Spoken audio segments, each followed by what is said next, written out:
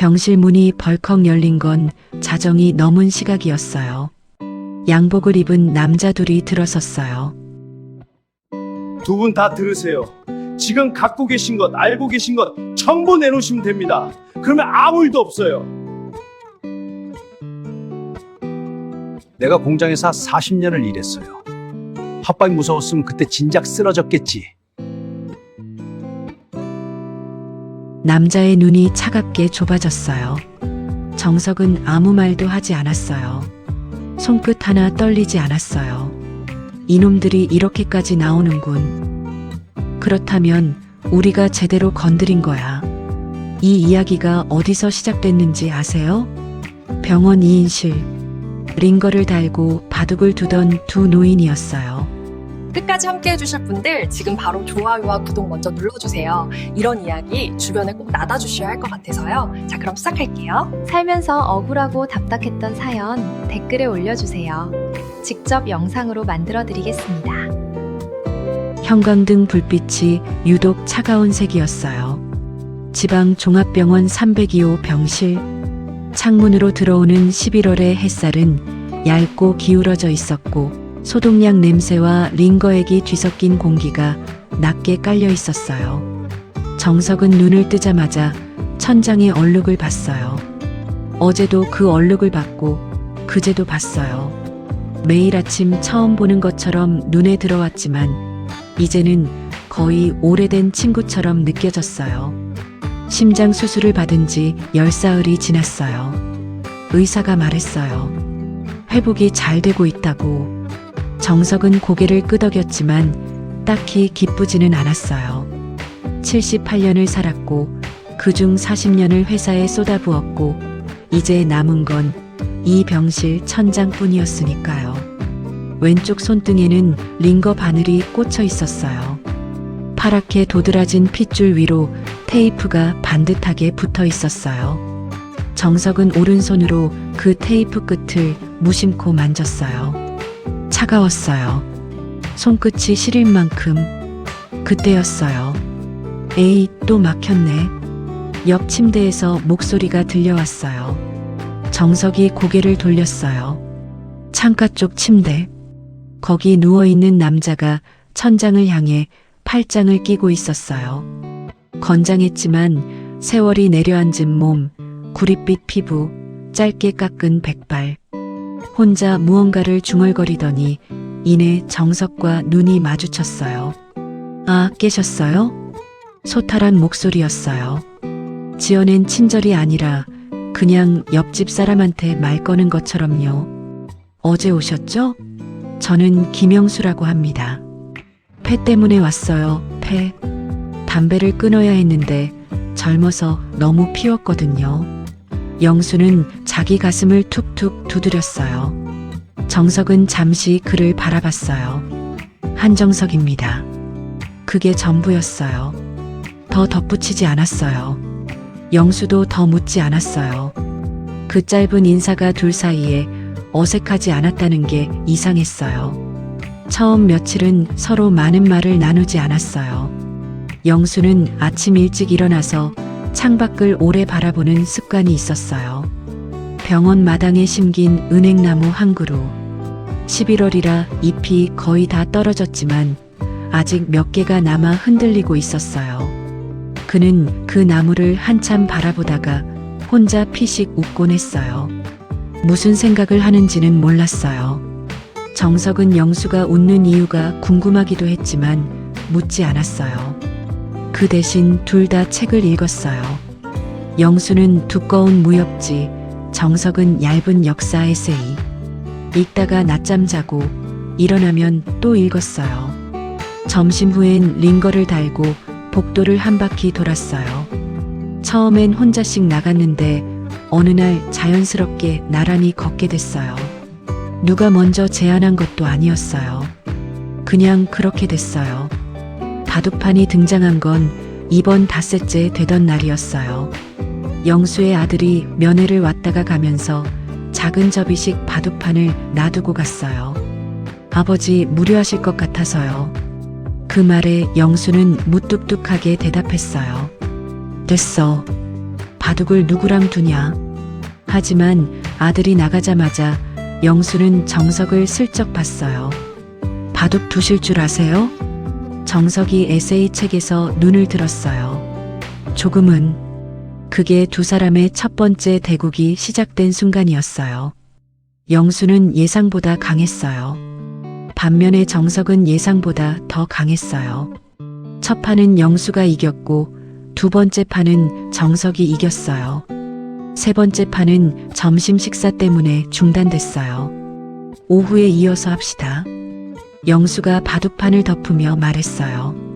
정석은 아무 말 없이 고개를 끄덕였어요. 하지만 식판을 받아들며 혼자 속으로 생각했어요. 오랜만에 지고 싶지 않다는 생각이 드는군. 간호사 박지연이 처음 눈에 들어온 것도 그 즈음이었어요. 당직 근무가 많은지 자주 보였어요. 30 중반쯤 됐을까?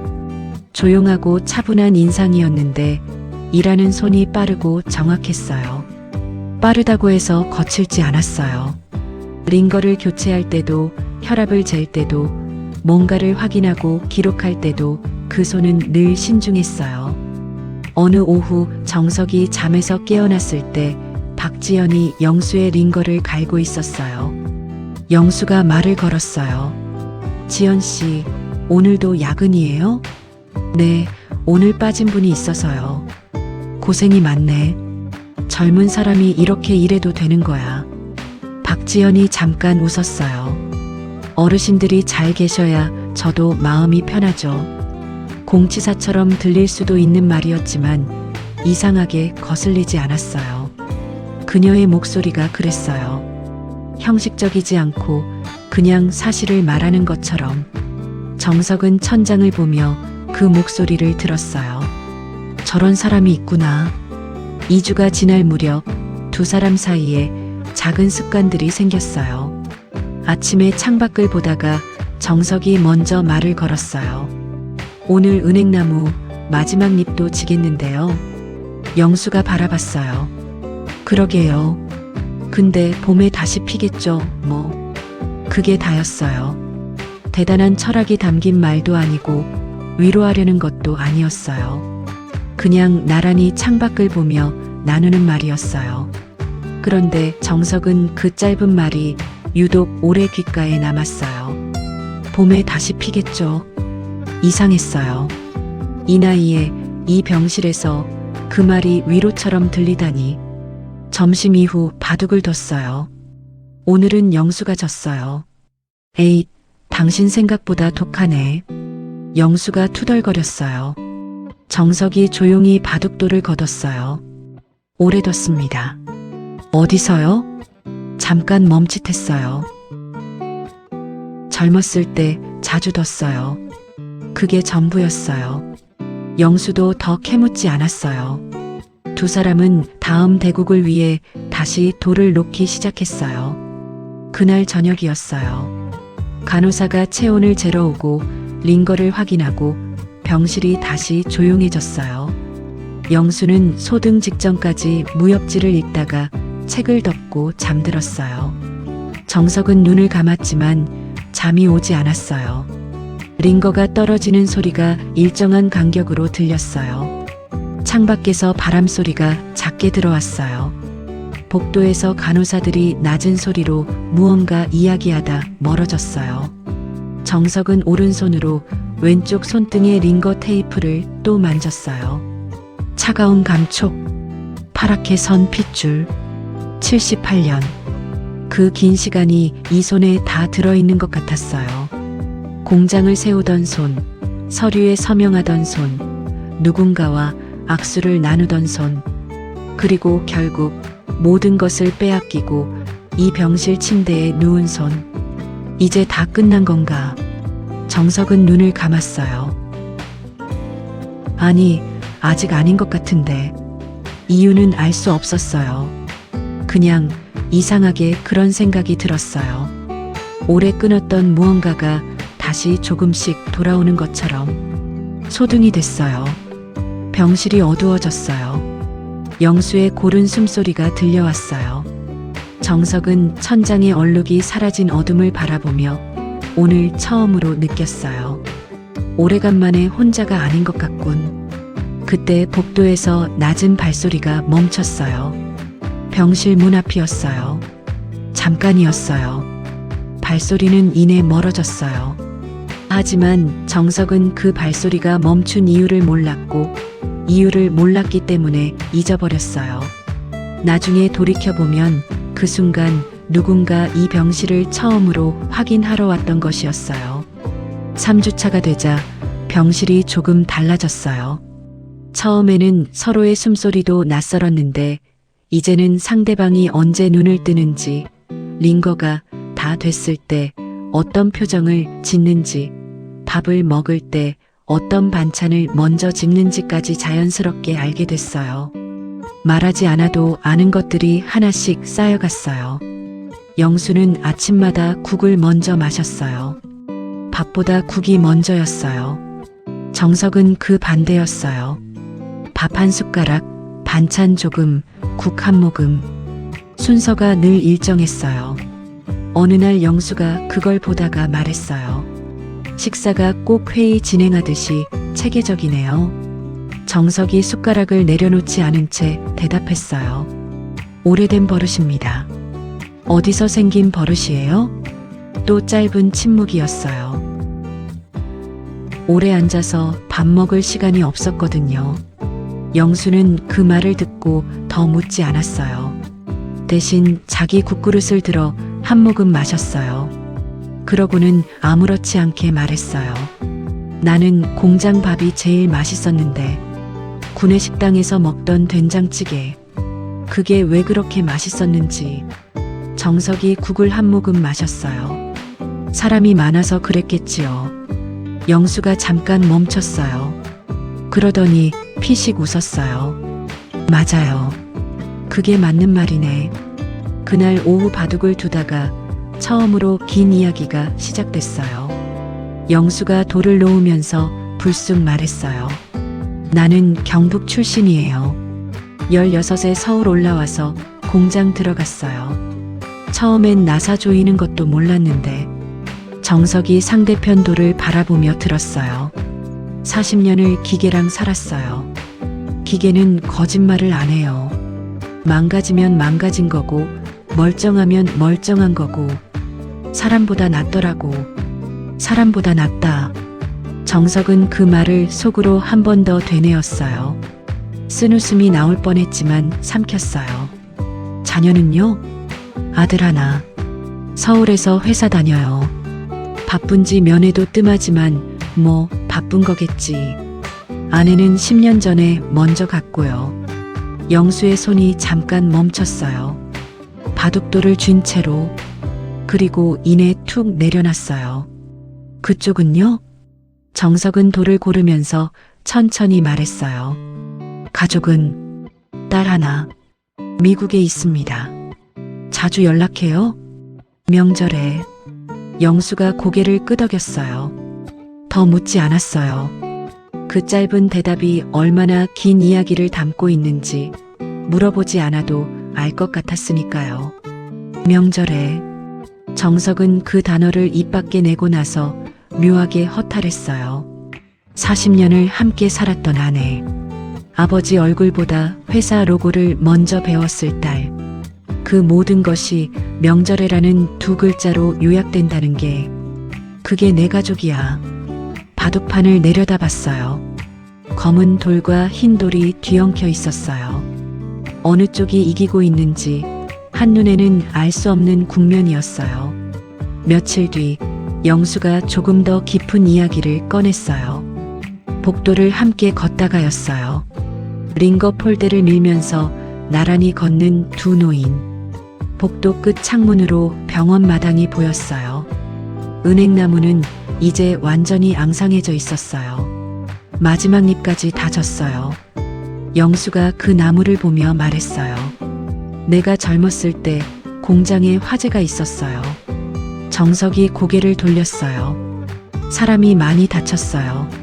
나는 운이 좋아서 살았고, 근데 그때 같이 일하던 사람 중에 한 명이 불길 속에 있었거든요. 못 나오고 영수의 목소리가 잠깐 낮아졌어요. 내가 다시 들어갔어요. 업고 나왔지. 정석이 멈췄어요. 링거 폴대를 쥔 손에 힘이 들어갔어요. 그 사람이 살았습니까? 살았어요. 근데 그 뒤로 못 봤어요. 공장이 없어지고 각자 흩어졌으니까. 어떻게 살고 있는지도 모르지. 잘 살고 있으면 됐지, 뭐. 영수는 아무렇지 않게 말했어요. 마치 오래전에 다 정리된 이야기처럼. 하지만 그 목소리 끝에 딱 한 겹, 아직 정리 안 된 무언가가 남아 있었어요. 정석은 그것을 들었어요. 화재, 공장, 불길 속에서 엎혀 나온 사람. 가슴 안쪽 어딘가가 서늘해지는 느낌이었어요. 너무 잃은 것 같아서 정석은 그 느낌을 일단 눌러뒀어요. 아직은 아니야. 더 확인해야 해. 대단한 사람이네요. 정석이 조용히 말했어요. 영수가 손을 내저었어요. 대단한 게 아니에요. 그냥 그때는 그게 맞는 것 같았어요. 생각할 시간도 없었고 두 사람은 다시 걷기 시작했어요. 복도 끝에서 끝까지 링거 폴대 바퀴가 바닥을 구르는 소리가 나란히 들렸어요. 정석이 자기 이야기를 처음 꺼낸 건 그날 저녁이었어요. 소등 전 병실이 조용해진 틈에 영수가 무협지를 덮으며 말했어요. 당신은 어디서 일했다고 했어요? 회사원이라고만 했는데. 정석은 잠시 천장을 봤어요. 작은 회사였습니다. 얼마나 작은 회사요?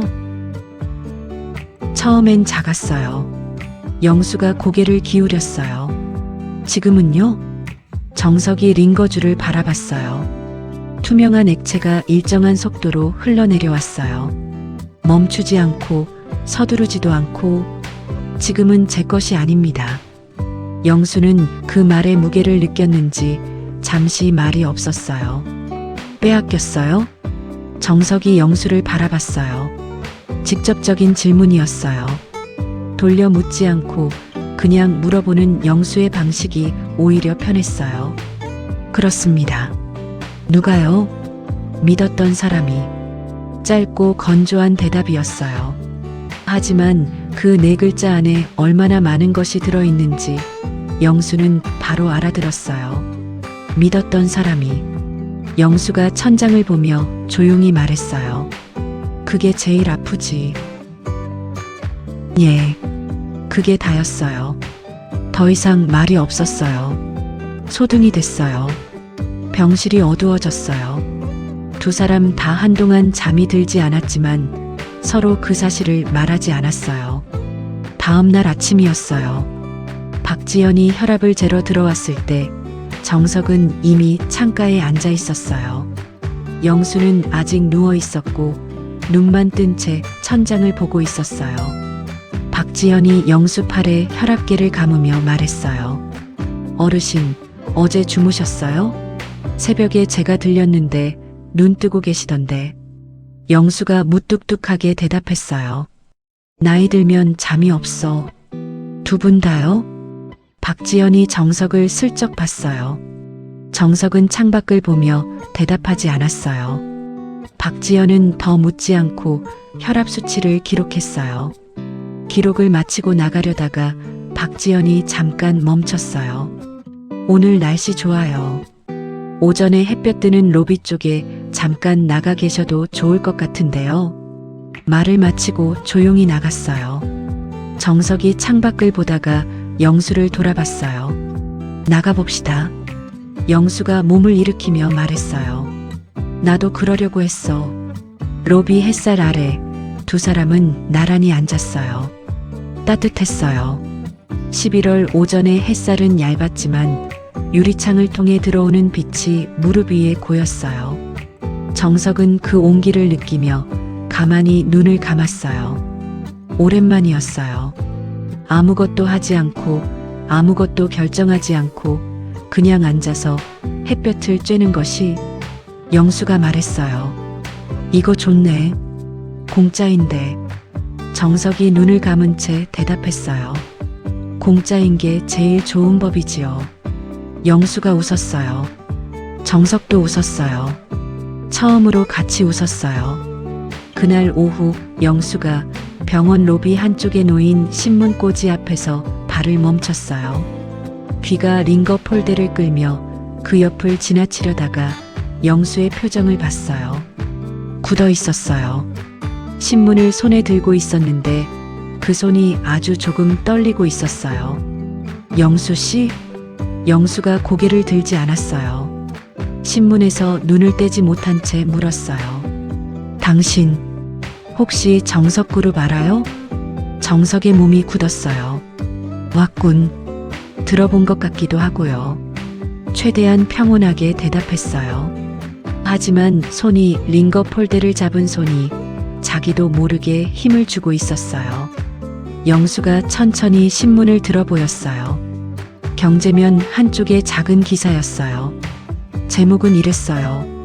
정석그룹 창업자 한정석 회장, 경영권 분쟁 후 소재 불명. 기사 옆에는 사진이 있었어요. 10년 전 사진이었어요.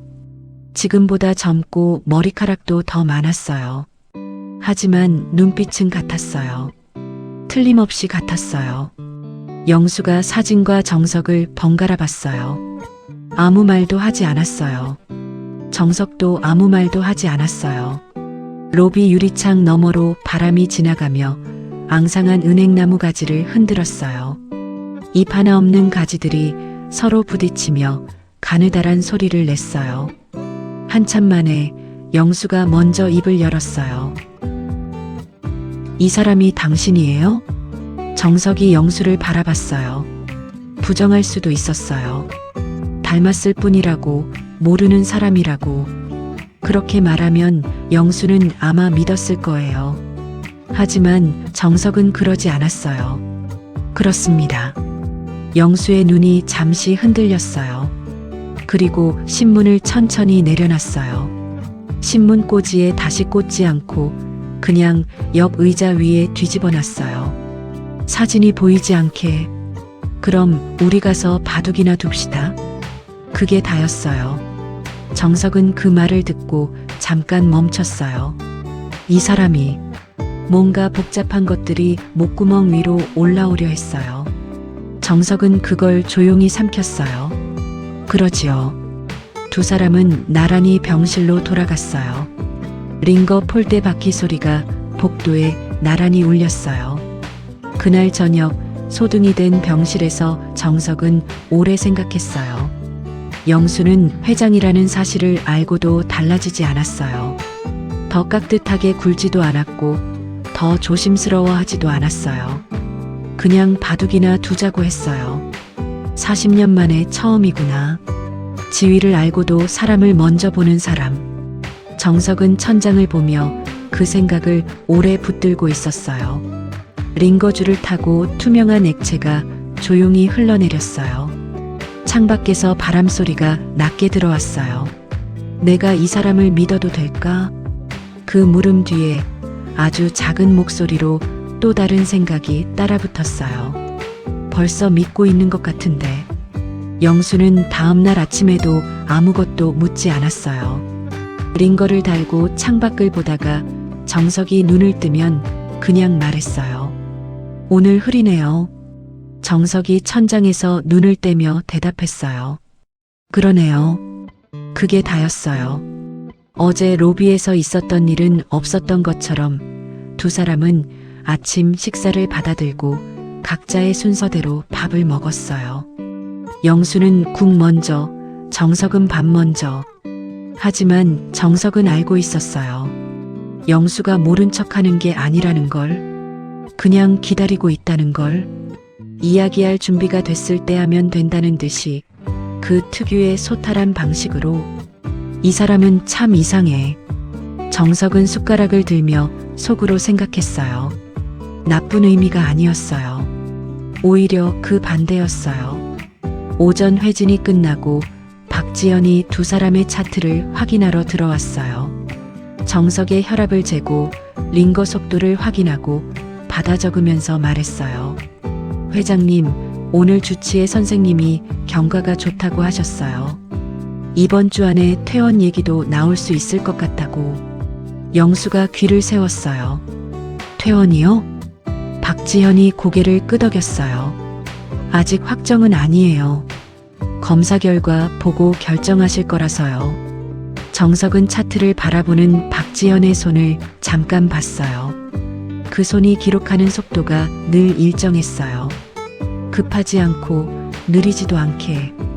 감사합니다. 박지현이 나가자 영수가 말했어요. 퇴원하면 어디 가요? 정석은 대답하지 않았어요. 사실 갈 곳이 명확하지 않았어요. 서울 아파트는 있었어요. 하지만 거기 가면 무엇을 해야 하는지가 막막했어요. 병실 천장 대신 아파트 천장을 보는 것 말고. 딸한테는 알렸어요? 입원한 거. 아니요. 왜요? 걱정시키고 싶지 않아서요. 영수가 무협지를 집어들다가 멈췄어요. 그게 걱정 안 시키는 게 아니라 나중에 더 걱정시키는 거예요. 정석이 영수를 봤어요. 영수는 이미 무협지를 펼쳐 읽고 있었어요. 더 말할 생각이 없다는 듯이. 틀린 말이 아니군. 정석은 창밖을 봤어요. 오늘은 정말 흐렸어요. 은행나무 가지가 낮게 들이운 구름 아래에서 더 앙상해 보였어요. 이틀이 지났어요. 퇴원 얘기는 아직 나오지 않았어요. 검사 수치 하나가 마음에 걸린다며 주치의가 며칠 더 지켜보자고 했어요. 정석은 그 말을 듣고 속으로 안도했어요. 아직 여기 있어도 된다는 허락 같아서.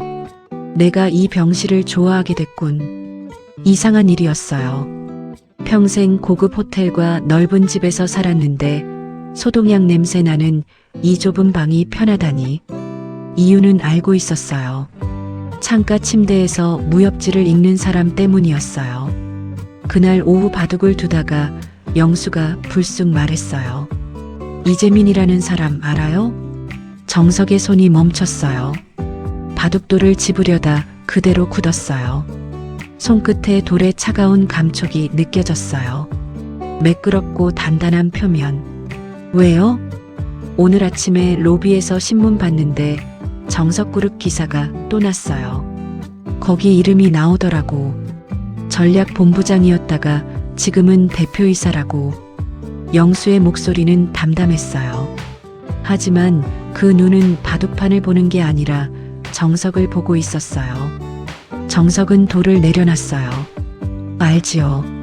어떤 사람이에요? 짧은 침묵이었어요. 제가 직접 뽑은 사람입니다. 능력이 있었어요.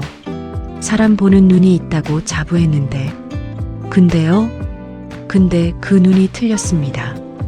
영수가 바둑돌을 집어 천천히 내려놨어요. 배신했어요? 예. 어떻게요? 정석이 바둑판을 내려다봤어요. 검은 돌이 흰 돌을 포위하고 있는 국면이었어요. 서서히 느끼지 못할 만큼 천천히 포위망이 좁혀진 모양이었어요. 처음엔 몰랐어요. 워낙 꼼꼼하게 준비한 사람이라. 이사회를 장악하는데 3년이 걸렸는데 나는 그 3년 동안 아무것도 몰랐습니다. 목소리에 감정이 없었어요. 오래돼 씹은 이야기여서 이미 그 감정을 다 써버린 것처럼. 어떻게 알게 됐어요? 마지막 이사회 날 표결로 알았지요. 내가 세운 회사에서 내가 퇴출당하는 표결을. 영수가 말이 없었어요. 정석이 조용히 덧붙였어요. 그 자리에 내 편은 한 명도 없었어요. 내가 믿었던 사람들이 전부 그쪽에 서 있었으니까. 창밖에서 바람이 지나갔어요. 병실 안은 조용했어요. 링거 떨어지는 소리만 일정하게 들렸어요. 영수가 천천히 입을 열었어요. 얼마나 됐어요? 7년 됐습니다. 7년 동안 아무것도 안 했어요? 정석이 영수를 봤어요. 할 수가 없었어요. 그 사람이 워낙 치밀하게 해놔서. 법적으로도 빈틈이 없었고 내 주변 사람들도 다 정리됐고. 7년. 영수는 그 숫자를 마음속에서 굴렸어요. 7년이면 긴 시간이었어요. 이 나이에 7년은 더욱 긴 시간이었어요.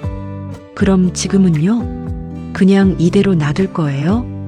정석이 대답하지 않았어요. 영수가 다시 말했어요. 억울하지 않아요? 억울하지요. 근데 왜 가만히 있어요? 정석이 영수를 바라봤어요. 영수의 눈이 반듯했어요. 비난하는 게 아니었어요. 그냥 묻는 거였어요. 진짜로 궁금해서 방법을 몰랐습니다. 혼자서는 영수가 잠깐 바둑판을 봤다가 다시 정석을 봤어요. 혼자서 하면 안 되지. 당연히. 그 말이 끝나는 순간 병실 문이 열렸어요. 박지현이 들어왔어요. 오후 약 배급 시간이었어요. 작은 종이컵에 담긴 알약들을 내밀면서 말했어요. 두 분, 오늘따라 진지하세요. 영수가 약을 받으며 말했어요. 바둑 얘기하는 거야. 박지현이 피식 웃었어요. 네, 그러세요. 그녀가 나가고 나서 영수가 약을 삼키며 정석을 봤어요. 저 간호사 좋은 사람이에요. 정석이 약컵을 들며 대답했어요. 그런 것 같습니다. 눈치도 빠르고. 정석이 약을 삼켰어요. 눈치가 빠르다. 그 말이 왜인지 오래 귓가에 남았어요. 그날 저녁이었어요. 영수가 소등 전에 무협지를 덮으며 말했어요. 있잖아요. 예. 7년 전 얘기 더 해줄 수 있어요? 그 이재민이라는 사람이 어떻게 했는지. 정석은 잠시 천장을 봤어요. 평생 그 이야기를 꺼낸 적이 없었어요. 변호사랑 얘기한 것 외에는 가족에게도 오래된 지인에게도 말하지 않았어요. 말해봤자 달라지는 게 없었으니까. 그냥 속에 쌓아두고 굳어버리게 뒀어요. 왜요? 그냥요. 그냥이요? 알아야 할 것 같아서요. 알아야 할 것 같아서. 정석은 그 말이 무슨 의미인지 바로 이해했어요. 그리고 그 이해가 가슴 어딘가를 조용히 건드렸어요. 긴 이야기입니다. 나잠도 없는 사람이야. 정석이 천장을 보다가 눈을 감았어요. 그리고 천천히, 아주 천천히 이야기를 시작했어요. 7년 전 이사회 그날부터, 30년 전 처음 사업을 시작하던 날부터, 이재민을 처음 만난 그 면접 자리부터, 영수는 아무 말도 하지 않고 들었어요. 중간에 끊지도 않고 질문도 하지 않고 그냥 들었어요. 병실이 어두웠어요. 두 사람의 목소리만 낮게 오갔어요. 창밖에서 바람이 불었어요. 앙상한 은행나무 가지들이 서로 부딪히며 가느다란 소리를 냈어요. 마치 뭔가를 두드리는 것처럼. 정석이 이야기를 끝낸 건 거의 자정이 다 됐을 무렵이었어요. 긴 침묵이 흘렀어요. 그리고 영수가 말했어요. 그 이재민이라는 사람. 예. 아직 현직이죠? 그렇습니다. 그럼 아직 늦지 않았네요. 정석이 눈을 떴어요. 어둠 속에서 영수의 목소리는 낮고 단단했어요. 떨리지 않았어요. 흔들리지도 않았어요. 영수 씨, 예. 당신 이제 겨우 만났는데 왜 이런 일에 끼어들려고 해요? 영수가 잠시 말이 없었어요. 그러더니 조용히 말했어요. 나는 기계 보는 눈이 있어요. 40년 동안 기계를 봐왔으니까. 근데 기계도 사람이 만드는 거거든요. 잘 들여다보면 어디서 어떻게 망가진 건지 다 나와요. 이재민이라는 사람, 신문에서 얼굴 봤어요. 눈빛이 그랬어요. 기계가 망가지기 직전에 내는 소리 있잖아요. 그 소리 같았어요. 정석이 오랫동안 말이 없었어요. 링거 떨어지는 소리가 들렸어요. 바람 소리가 들렸어요. 창밖 어둠 속에서 은행나무 가지가 흔들렸어요. 이 사람이 목구멍 어딘가가 조여드는 느낌이었어요. 정석은 그게 뭔지 한참 생각했어요. 오래 잊고 있었던 감각이었어요. 믿을 수 있는 사람 곁에 있을 때만 느끼는 것. 고맙습니다. 정석이 조용히 말했어요. 영수가 대답하지 않았어요. 이미 눈을 감고 있었어요. 잠든 건지 들은 건지 알 수 없었어요. 하지만 정석은 그것도 괜찮았어요. 복도에서 발소리가 들렸어요. 간호사의 야간 순찰 소리였어요. 문 앞에서 잠깐 멈추더니 이내 지나쳤어요. 정석은 눈을 감았어요. 아직 늦지 않았네요. 영수의 말이 어둠 속에서 다시 들리는 것 같았어요. 그래, 아직 늦지 않았을지도 몰라. 처음으로, 7년 만에 처음으로 정석은 그 생각을 밀어내지 않았어요. 다음 날 아침 두 사람은 어젯밤 이야기를 꺼내지 않았어요. 영수는 평소처럼 창밖을 봤고 정석은 평소처럼 천장을 봤어요. 아침 식사가 들어오자 영수는 국을 먼저 마셨고 정석은 밥을 먼저 떴어요. 박지연이 들어와 혈압을 재고 나갔어요. 아무것도 달라진 게 없는 것 같았어요. 하지만 정석은 알았어요. 어젯밤 이후로 이 병실 안의 공기가 달라졌다는 걸. 설명하기 어려웠어요. 무겁지도 않고 그렇다고 가볍지도 않은 뭔가가 자리를 잡은 것 같은 느낌이었어요. 신뢰라는 게 이런 건가? 정석은 밥 한 숟가락을 뜨며 속으로 생각했어요. 오랫동안 잊고 살았던 감각이었어요. 오전 산책은 그날도 나란히였어요. 복도를 걷다가 영수가 먼저 말했어요. 어젯밤에 잘 잤어요? 오래간만에 잘 잔 것 같습니다. 영수가 피식 웃었어요. 나도요. 이상하게 말을 많이 하고 나면 잠이 잘 와. 정석이 링거 폴대를 밀며 말했어요. 패를 끼쳤습니다. 패는 무슨? 나는 들어서 좋았어. 두 사람은 복도 끝 창문 앞에서 잠깐 멈췄어요. 오늘은 어제보다 날이 맑았어요. 햇살이 얇게 들어와 복도 바닥에 길고 좁은 직사각형을 그리고 있었어요. 영수가 그 빛을 내려다보다가 말했어요. 있잖아요. 예. 오늘은 내가 이야기 하나 해도 될까요? 정석이 영수를 봤어요. 영수는 창밖을 보고 있었어요. 옆 얼굴이 차분했어요. 하지만 그 차분함 아래에 뭔가 오래 묵혀둔 것이 있는 것 같았어요. 물론이지요. 영수가 천천히 말을 시작했어요. 내가 젊었을 때 경기도 안산에 있는 공장에서 일했어요. 정석산업이라는 곳이었는데 정석의 몸이 굳었어요.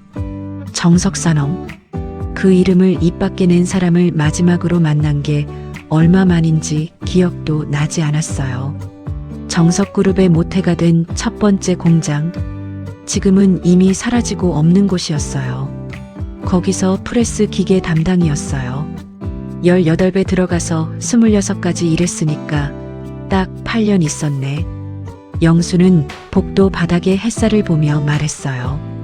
오래전 기억을 더듬는 사람의 눈이었어요. 어느 해 겨울이었어요. 11월이었는지 12월이었는지 아무튼 추웠어요. 공장에 불이 났어요.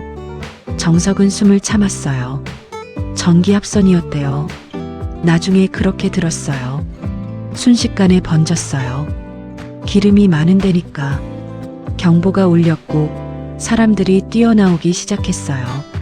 나도 뛰었고 영수의 목소리가 조금 낮아졌어요. 근데 막 나오려는데 프레스 구역 쪽에서 소리가 들렸어요. 사람 소리. 링거 폴대를 잡은 영수의 손에 힘이 들어갔어요. 아주 조금. 정석은 그걸 봤어요. 다들 이미 나갔을 거라고 생각했는데. 근데 소리가 났어요. 분명히. 그래서요? 그래서 다시 들어갔지요. 정석이 영수를 봤어요. 영수는 여전히 창밖을 보고 있었어요. 연기가 심했어요. 눈을 뜨기가 힘들었고 숨도 잘 안 쉬어졌어요. 바닥을 기다시피 해서 들어갔는데 프레스 기계 옆에 사람이 쓰러져 있었어요. 기계에 발이 끼인 게 아니라 그냥 연기에 쓰러진 거였어요. 다행히 업었어요. 그리고 나왔어요. 영수가 잠깐 말을 멈췄어요. 나오고 나서 그 사람 얼굴을 제대로 봤는데 정석의 심장이 한 박자 늦게 뛰었어요. 젊은 사람이었어요. 나보다 어려 보였어요. 양복을 입고 있었어요. 공장 직원이 아닌 것 같더라고. 방문객이었는지 뭔지. 양복, 방문객. 정석은 그날을 기억했어요. 기억하지 않으려고 오랫동안 눌러뒀던 날이었어요. 안산 공장에 처음으로 직접 내려갔던 날. 25이었어요. 공장 상황을 직접 보겠다고 사무실 대신 현장으로 갔던 날. 그리고 그날 화재가 났어요. 연기 속에서 정신을 잃었어요. 다음에 눈을 떴을 때는 공장 바깥이었어요. 싸늘한 11월 공기가 얼굴에 닿았어요. 누군가가 자신을 업고 나왔다는 걸 나중에 들었어요. 하지만 그 사람이 누군지는 끝내 알지 못했어요. 그 사람을 찾으려고 했어요. 나중에 여러 번. 하지만 공장이 정리되고 사람들이 흩어지면서 결국 찾지 못했어요. 그 사람이. 정석은 링거 폴대를 쥔 손의 감각이 사라지는 것 같았어요. 손이 차가웠어요. 아니, 온몸이 차가웠어요. 그 사람이 어떻게 됐는지는 몰라요. 구급차가 왔고 나는 다른 쪽으로 치료받으러 가고 그 뒤로 못 봤어요. 영수가 창밖에서 눈을 떼어 정석을 봤어요. 왜 그 얘기를 지금 하냐고요? 정석은 말이 나오지 않았어요. 영수가 말했어요. 어젯밤에 당신 이야기 들으면서 계속 그 생각이 났어요. 그 젊은 사람이 어떻게 살았을까? 잘 살았을까? 그 사람이 나중에 뭔가 크게 됐으면 좋겠다고 생각했거든요. 그때도 그랬고 지금도 그렇고. 정석은 영수를 바라봤어요. 구릿빛 피부, 짧은 백발, 소탈하게 웃는 눈. 40년 동안 기계를 만지며 살아온 손. 불길 속에 다시 뛰어들었던 그 손. 이 사람이었어. 목구멍이 막혔어요. 말을 해야 한다는 걸 알았어요. 하지만 어디서부터 시작해야 할지 몰랐어요. 영수 씨. 예. 그 공장 이름이 정석산업이라고 했지요. 그랬지요. 그리고 업고 나온 사람이 양복을 입은 젊은 사람이었고 영수가 천천히 정석을 봤어요. 그 사람이 저입니다. 복도가 조용해졌어요. 멀리서 간호사 카트 바퀴 소리가 들렸어요. 누군가 병실 문을 닫는 소리가 들렸어요. 그것 말고는 아무 소리도 없었어요. 영수가 정석을 봤어요. 정석이 영수를 봤어요. 영수의 눈이 천천히 흔들렸어요. 굳어있던 표정이 아주 조금 딱 한 겹 무너졌어요. 아무 말도 하지 않았어요. 한참이 지났어요. 영수가 시선을 창밖으로 돌렸어요. 빛이 들어오는 창문, 앙상한 은행나무 가지, 그 위로 얇게 깔린 겨울 하늘. 그러더니 아주 낮은 목소리로 말했어요. 살아있었네요. 3글자였어요. 그게 다였어요. 하지만 그 3글자 안에 30년이 들어있었어요. 정석은 눈이 뜨거워지는 걸 느꼈어요. 78년을 살면서 웬만한 일에는 눈물이 나지 않는 사람이 됐는데 이 좁은 병원 복도에서 링거 폴대를 잡은 채 눈이 뜨거워졌어요. 당신 덕분에 살았습니다. 영수가 대답하지 않았어요. 창밖을 보는 채로 잠시 눈을 감았다가 떴어요. 그러니까 잘 살았어야지. 그 말이 책망인지 다행인지 알 수 없었어요. 아마 둘 다였을 거예요. 두 사람은 한동안 그 자리에 서 있었어요. 복도 바닥에 햇살이 그린 좁고 긴 직사각형. 두 사람의 발이 그 빛 안에 나란히 들어와 있었어요. 먼저 움직인 건 영수였어요. 링거 폴대를 천천히 밀기 시작했어요. 병실 방향으로. 정석이 따라 걸었어요. 두 사람 다 말이 없었어요. 하지만 이번 침묵은 달랐어요. 어색하지 않았어요. 뭔가를 피하는 침묵이 아니라 너무 많은 것들이 한꺼번에 자리를 잡느라 말이 필요 없는 침묵이었어요. 병실 문 앞에서 영수가 잠깐 멈췄어요. 바둑 둘까요? 정석이 문을 열며 대답했어요. 그러지요. 그날 오후 바둑은 두 사람 다 집중하지 못했어요. 영수가 있을 리 없는 자리에 돌을 놨고 정석이 이미 막힌 길을 다시 두드렸어요. 판이 엉망이 됐어요. 한참 뒤에 영수가 말했어요. 오늘 바둑은 없던 걸로 합시다. 정석이 돌을 거두며 말했어요. 동의합니다. 그러고 두 사람은 각자 누웠어요. 천장을 보며 정석은 30년 전 그날을 다시 떠올렸어요. 연기 냄새, 뜨거운 공기, 그리고 누군가의 등에 엎여 찬 바람 속으로 나왔을 때의 그 감각. 차갑고 선명한 공기가 폐로 들어오던 그 순간. 그 등이 영수의 등이었어요. 40년 전 그 불길 속으로 다시 뛰어든 사람이 지금 이 병실에 있어. 그리고 지금 또 한 번 뛰어들려 하고 있었어요. 정석은 눈을 감았어요. 이번엔 내가 빚을 갚아야지. 저녁 식사 후 박지연이 야간 약을 가져왔어요. 두 사람이 유독 조용한 걸 느꼈는지 약을 건네면서 슬쩍 물었어요. 두 분, 오늘 무슨 일 있었어요? 영수가 약을 받으며 말했어요. 왜요? 아침부터 좀 다른 것 같아서요. 나쁜 게 아니라 좋은 쪽으로요. 정석이 약컵을 들며 박지연을 봤어요. 오래된 인연을 찾았습니다. 박지연이 잠깐 정석을 보다가 고개를 끄덕였어요. 좋은 일이네요. 말을 마치고 나가려다 문 앞에서 멈췄어요. 어르신들, 오늘 좀 일찍 주무세요. 두 분 다 오늘 얼굴이 많이 피곤해 보여요. 그리고 조용히 나갔어요. 영수가 약을 삼키며 말했어요. 저애 볼수록 이상해.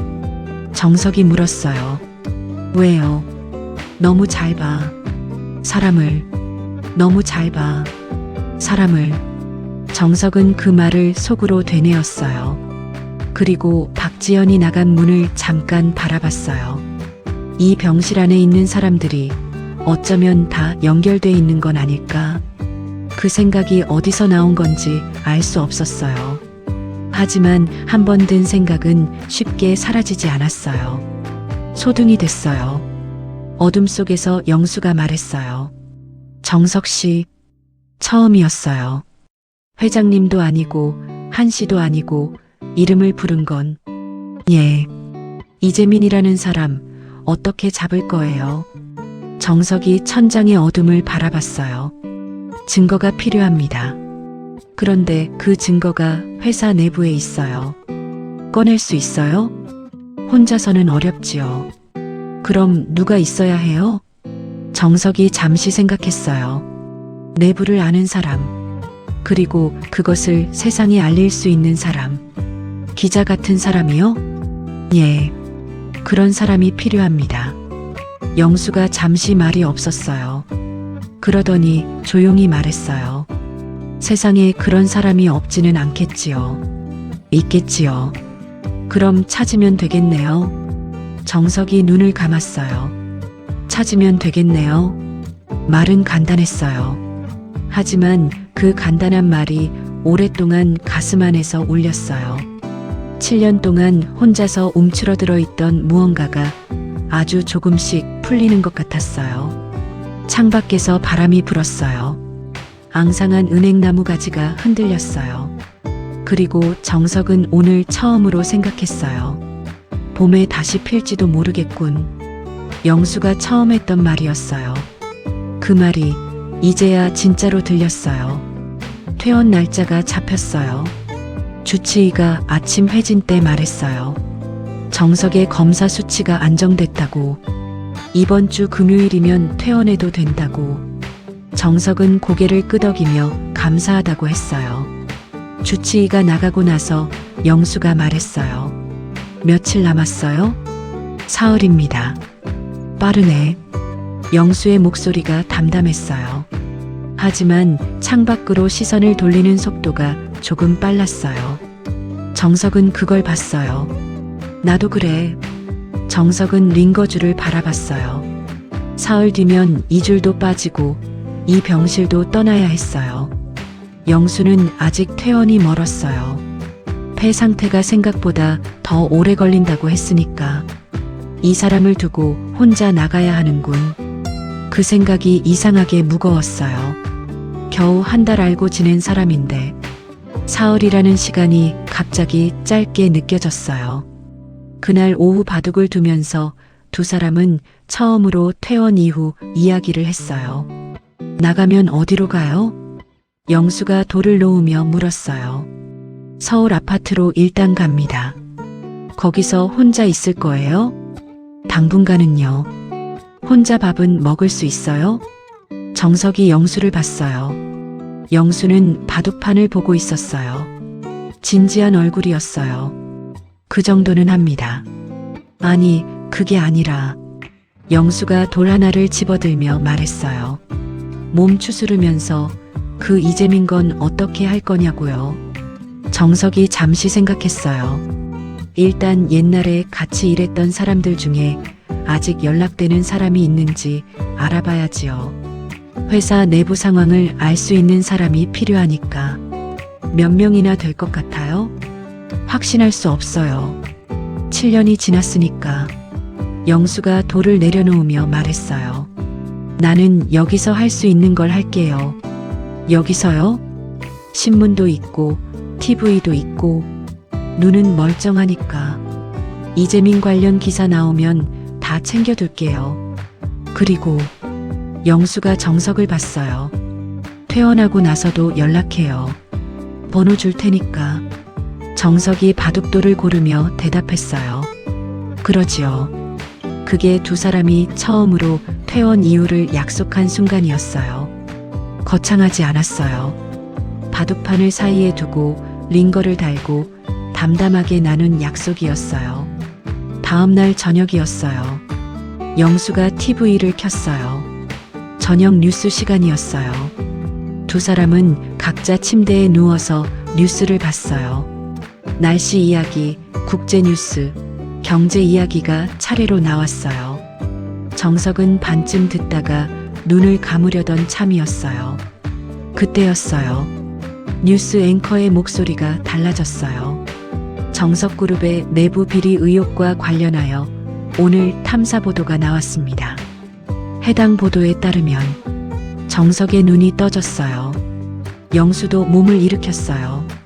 화면에 정석그룹 본사 건물이 나왔어요. 유리와 강철로 된 고층 건물.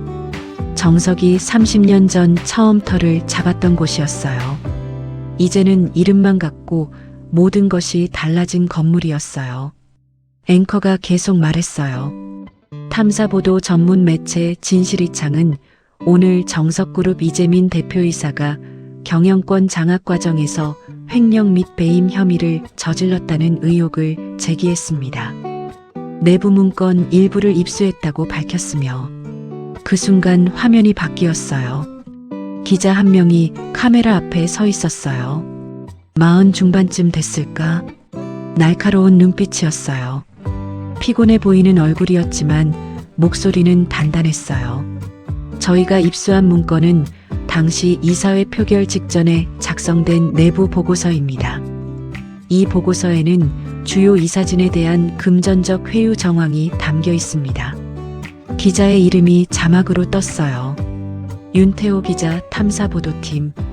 정석은 그 이름을 눈에 새겼어요. 윤태호. 영수가 리모컨 볼륨을 조금 올렸어요. 두 사람 다 말이 없었어요. 뉴스는 계속됐어요. 정석그룹 측 입장, 법조계 반응, 관련 주가 움직임. 화면이 바뀔 때마다 정석은 화면을 놓치지 않으려 했어요. 그리고 다시 윤태호 기자가 나왔어요. 이번 보도는 시작에 불과합니다. 저희가 확보한 자료는 더 있으며 추가 보도를 이어갈 계획입니다.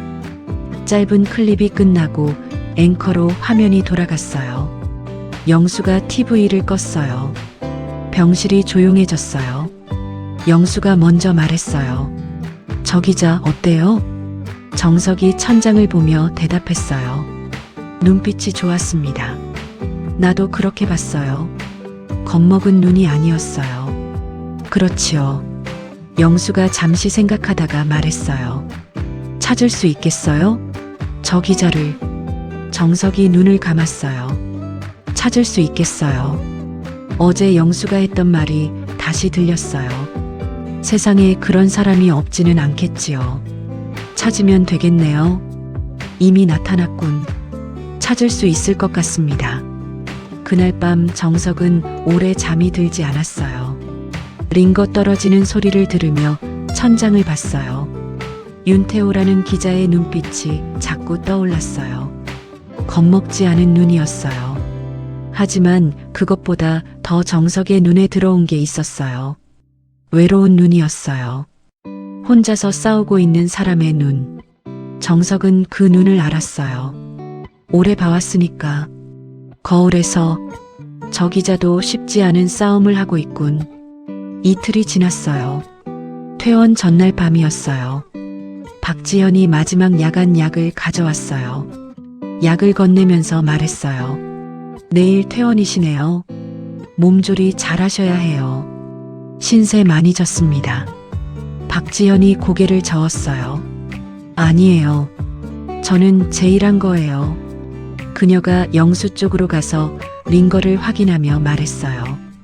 어르신은 좀 더 계셔야 하니까 이제 말동무가 없으시겠네요. 영수가 퉁명스럽게 말했어요. 나는 혼자도 잘 있어.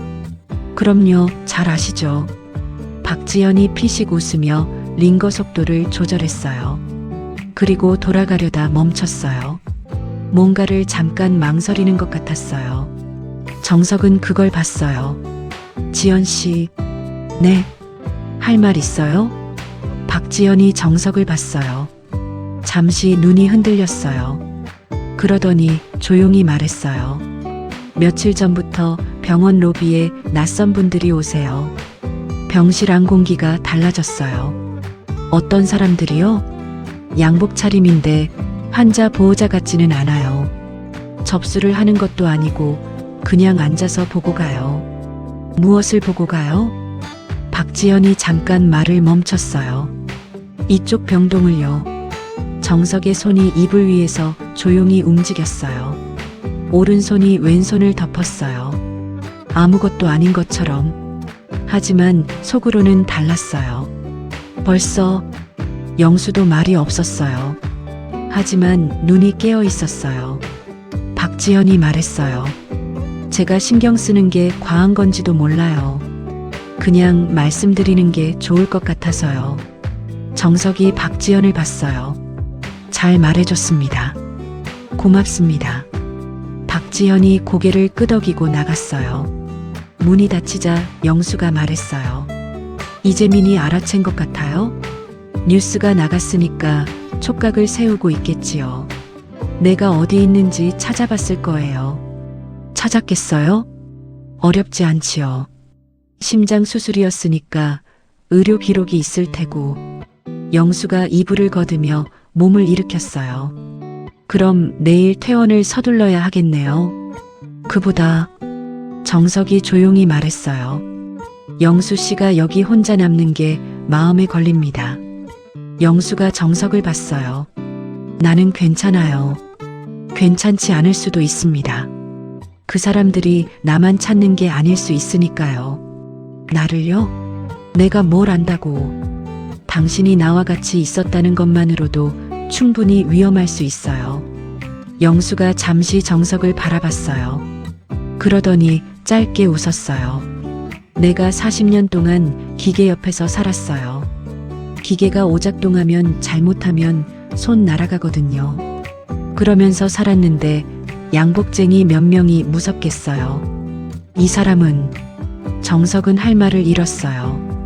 영수가 다시 말했어요. 그리고 저 간호사 있잖아요. 박지현 씨요? 예. 저 사람이 먼저 말해줬잖아요. 낯선 사람들 온다고. 정석이 문을 바라봤어요. 그렇지요. 눈치 빠른 사람이 곁에 있으면 뭔가 달라지는 법이에요. 영수가 누우며 말했어요. 정석 씨, 예. 내일 퇴원하고 나서 그 윤태호 기자 빨리 만나요. 뉴스가 나갔으면 그 사람도 지금 쫓기고 있을 거예요. 정석이 눈을 감았어요. 쫓기고 있을 거예요. 그 말이 맞았어요. 탐사 보도를 낸 기자는 늘 그랬어요. 기사가 나간 순간부터 그 기자는 혼자가 됐어요. 증거를 지켜야 하고 취재원을 지켜야 하고 동시에 자기 자신도 지켜야 했어요. 나처럼. 알겠습니다. 그날 밤이 깊었어요. 영수는 일찌감치 눈을 감았지만 잠이 든 것 같지는 않았어요. 숨소리가 너무 일정했어요. 잠든 사람의 숨이 아니라 깨어서 숨을 고르는 사람의 숨이었어요. 정석도 마찬가지였어요. 천장을 보며 오늘 일을 다시 짚었어요. 윤태호 기자, 병원 로비의 낯선 사람들, 그리고 그것을 먼저 알아채고 말해준 박지현. 이 병실 안에서 일이 시작됐어. 아이러니했어요. 링거를 달고 바둑이나 두던 두 노인의 이야기가 어느 순간 이렇게 된다는 게, 하지만 이상하게 두렵지 않았어요. 7년 전과 달랐어요. 그때는 혼자였어요. 믿었던 사람들이 하나씩 등을 돌리는 걸 보면서 정석은 사람을 믿는 것 자체를 그만뒀어요. 그게 더 안전하다고 생각했어요. 지금은 달랐어요. 창가 침대에서 고른 숨소리를 내는 사람이 있었어요. 병실 복도에서 낯선 사람들을 먼저 알아채고 말해준 사람이 있었어요. 그리고 어딘가에서 혼자 싸우고 있는 기자가 있었어요. 혼자가 아니야. 정석은 눈을 감았어요. 창밖에서 바람이 불었어요.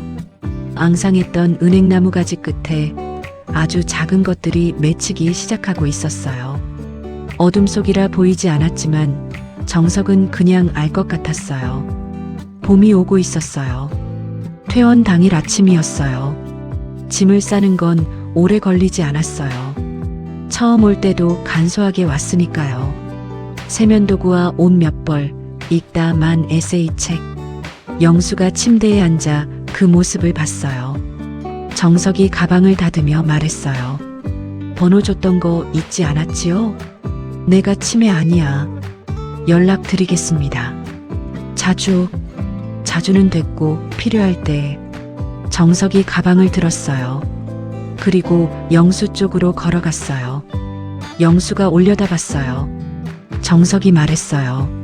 30년 전에도 지금도 고맙습니다. 영수가 잠깐 정석을 봤어요. 그러더니 손을 내밀었어요. 정석이 그 손을 잡았어요. 구릿빛 피부, 40년 동안 기계를 만진 손, 불길 속에서 사람을 업고 나온 손. 악수가 짧지 않았어요. 병실 문을 나서는 순간 복도에 박지현이 있었어요. 조심히 가세요, 회장님. 정석이 멈췄어요. 지연 씨. 네. 영수 씨 잘 부탁합니다. 박지현이 고개를 끄덕였어요. 물론이죠. 제 환자니까요. 정석이 고개를 숙이고 복도를 걸었어요. 엘리베이터 앞에서 잠깐 뒤를 돌아봤어요. 302호 병실 문이 닫혀 있었어요. 박지현이 그 앞에서 차트를 보고 있었어요. 아무것도 달라진 게 없는 것 같은 복도였어요. 하지만 정석은 알았어요. 저 문 안에서 이 이야기가 시작됐다는 걸. 엘리베이터가 열렸어요. 정석이 안으로 들어섰어요. 문이 닫히는 순간 정석은 핸드폰을 꺼냈어요. 검색창에 이름 두 글자를 쳤어요. 윤태호. 윤태호를 만난 건 퇴원 사흘 뒤였어요. 정석이 연락처를 찾는데 하루가 걸렸어요. 탐사보도팀 공식 이메일로 먼저 연락했고 반나절 만에 답장이 왔어요. 짧은 문장이었어요. 언제 어디서든 가능합니다. 약속 장소는 서울 마포구의 작은 카페였어요. 눈에 띄지 않는 골목 안쪽. 정석이 먼저 들어가 창가에서 등진 자리에 앉았어요. 오래된 습관이었어요. 어디서든 입구를 등지고 앉는 것. 윤태호가 들어왔어요. 뉴스에서 보던 것보다 더 피곤해 보였어요. 눈 아래가 거뭇했고 코트깃이 구겨져 있었어요.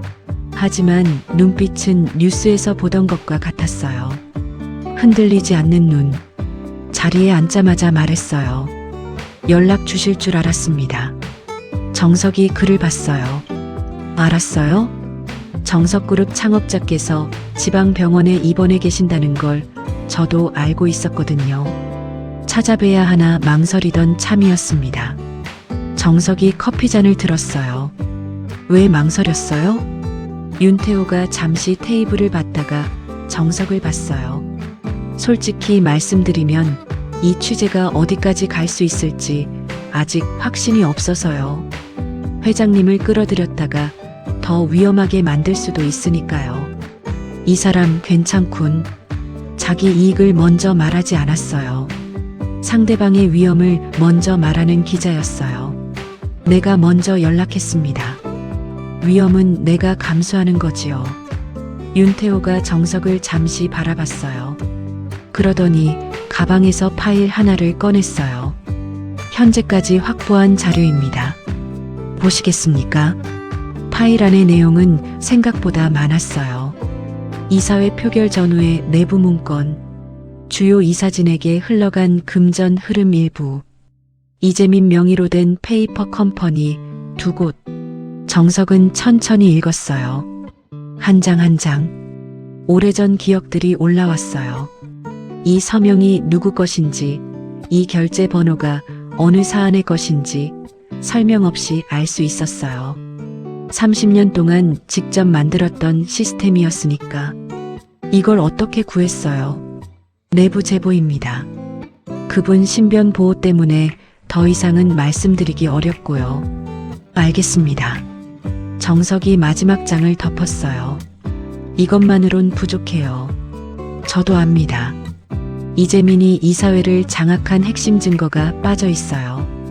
표결 직전에 각 이사들에게 개별적으로 전달된 합의 문서가 있는데 그게 있어야 해요. 윤태호의 눈이 좁아졌어요. 그 문서가 어디 있는지 아십니까? 본사 법무팀 내부 서버에 있을 겁니다. 이재민이 꼼꼼한 사람이라 지웠을 수도 있지만 완전히 지우진 못했을 거예요. 그 사람은 보험을 좋아하는 사람이거든요. 자기 것도 남겨두는 스타일이에요. 왜요? 언제든 상황이 바뀌면 그걸로 다른 사람을 압박할 수 있으니까. 윤태호가 메모를 했어요. 내부에 접근할 수 있는 사람이 필요하겠네요. 그렇지요. 두 사람은 잠시 말이 없었어요. 카페 안에서 커피 내리는 소리가 들렸어요. 다른 손님들의 낮은 대화 소리가 섞였어요. 평범한 오후였어요. 아무것도 이상한 것 없는. 윤태호가 말했어요. 제 취재팀에 최성훈이라는 동료가 있습니다. 저보다 경력도 길고 인맥도 넓어요. 정석그룹 내부에 연결고리가 있을 수도 있습니다. 정석이 윤태호를 봤어요. 믿을 수 있는 사람이에요? 10년 넘게 같이 일했습니다. 믿습니다. 정석은 잠시 생각했어요. 믿는다. 그 말의 무게를 정석은 너무 잘 알았어요. 그래서 쉽게 동의하지 않았어요. 한 가지만 물어봅시다. 말씀하세요. 그 사람이 이 취재의 전체 그림을 알아야 합니까? 아니면 필요한 부분만 알아도 됩니까? 윤태호가 잠깐 멈췄어요. 그 질문의 의미를 생각하는 것 같았어요. 잠시 후 말했어요. 필요한 부분만으로도 충분합니다. 그렇게 합시다. 그로부터 일주일이 지났어요. 윤태호의 연락이 왔어요. 최성훈이 정석그룹 내부 법무팀 직원과 연결됐다고, 문서 접근이 가능할 것 같다고. 정석은 전화를 끊고 영수에게 문자를 보냈어요. 진행되고 있습니다. 잠시 후 영수의 답장이 왔어요. 알겠어요. 여기는 별일 없어요. 별일 없다는 말이 왜인지 마음에 걸렸어요. 정석은 잠깐 전화를 들었다가 내려놨어요. 별일 없겠지. 하지만 별일이 있었어요. 그걸 안 건 이틀 뒤였어요. 박지연에게서 전화가 왔어요. 처음 있는 일이었어요. 회장님, 지금 통화 가능하세요? 목소리가 평소와 달랐어요. 낮고 조심스러웠어요. 무슨 일이에요? 오늘 낮에 두 분이 병원에 오셨어요. 영수 어르신 병실로요. 정석의 손이 전화기를 더 세게 쥐었어요. 무슨 사람들이요? 신분증을 보여주지는 않았어요. 법무법인 소속이라고만 했고요. 어르신한테 면담을 요청했어요. 영수 씨가 만났어요? 거절하셨어요. 근데 그분들이 명함을 두고 갔어요. 그리고 나가면서 제가 들었는데 박지연의 목소리가 더 낮아졌어요. 다음에는 다른 방식으로 오겠다고 했어요. 혼자 들을 수 있게 작게 말했는데 제가 복도에 있었거든요. 다른 방식으로. 정석은 외투를 집었어요. 지금 바로 내려가겠습니다. 조심해서 오세요. 병원에 도착한 건 2시간 뒤였어요. 302호 병실 문을 열었을 때 영수는 침대에 앉아 무협지를 읽고 있었어요. 정석을 보자 책을 덮으며 말했어요. 왜 왔어요? 박지연 씨한테 연락 받았습니다. 그 애가 연락했어요? 내가 하지 말라고 했는데. 잘했습니다. 오늘 낮에 무슨 일이 있었어요? 영수가 창밖을 봤어요. 별거 아니에요. 변호사 2명이 왔어요. 회장님이 병원에 있는 거 알고 있느냐? 무슨 이야기를 나눴느냐? 뭘 받은 게 있느냐?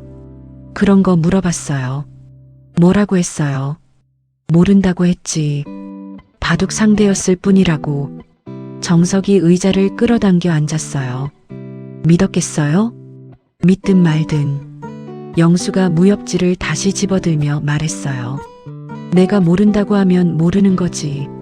정석은 영수를 봤어요. 태어났어요. 진짜로 태어난 건지 태어난 척하는 건지 알 수 없었어요. 아마 둘 다였을 거예요. 영수 씨, 예. 무서우면 무섭다고 해도 됩니다. 영수가 책에서 눈을 들었어요. 잠시 정석을 바라봤어요. 그러더니 말했어요. 솔직히 좀 기분 나쁘긴 했어. 늙은 사람 병실에 들이닥쳐서 뭘 알고 있냐고 추궁하는 게. 그렇지요. 근데 무섭지는 않았어요. 기계가 오작동하기 직전엔 소리가 나거든요. 딱 그 소리였어요. 그 사람들. 오작동 직전의 소리. 버티고 있다는 거지요. 초조하다는 거고. 맞아요. 정석이 잠시 생각했어요. 여기 있으면 안 될 것 같습니다. 다른 병실로 옮기든지 아니면요? 조기 퇴원을 고려해봐야 할 것 같아요. 영수가 자기 가슴을 두드렸어요. 폐가 아직 다 나은 게 아니에요. 압니다. 그러니까 여기 있어야지.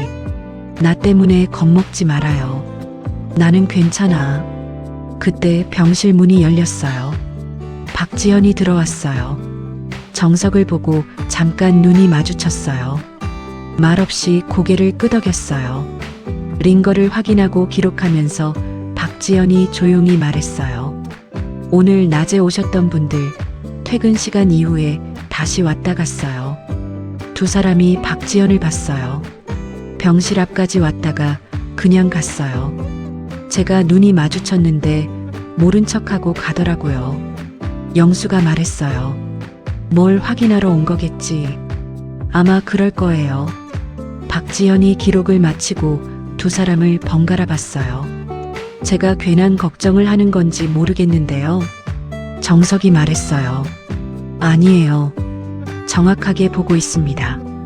박지연이 잠시 무언가를 생각하는 것 같았어요. 그러더니 말했어요. 제가 도울 수 있는 게 있으면 말씀해 주세요. 정석이 박지연을 봤어요. 위험할 수 있어요.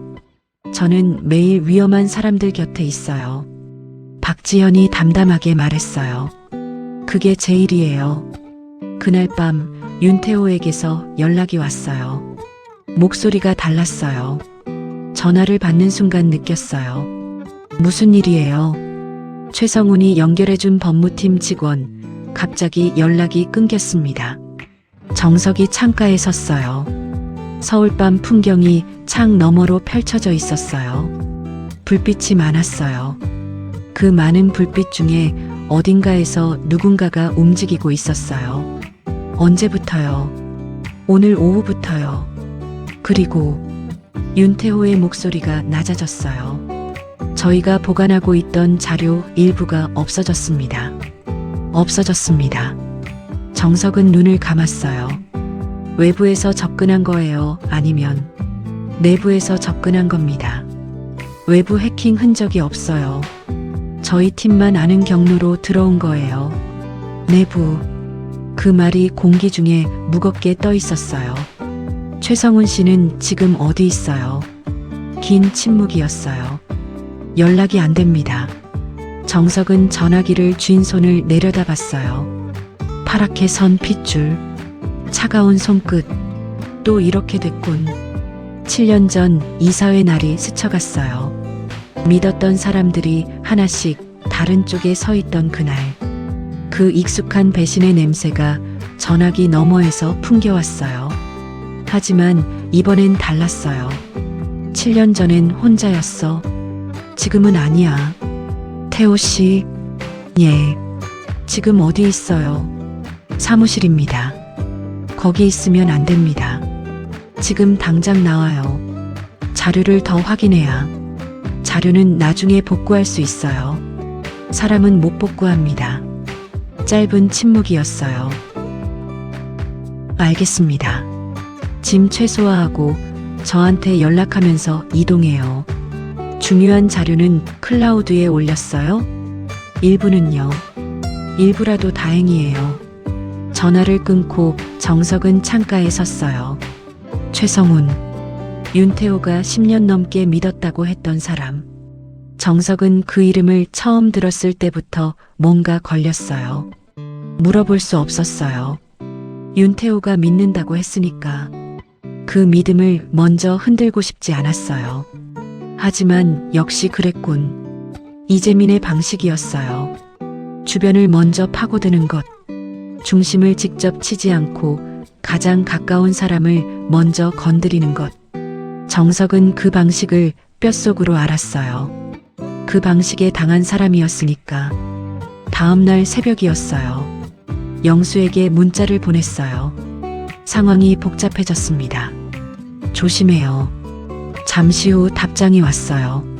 새벽 2시였는데 답장이 바로 왔어요. 나도 자고 있었던 건 아니에요. 알겠습니다. 정석은 그 문자를 보며 잠시 눈을 감았어요.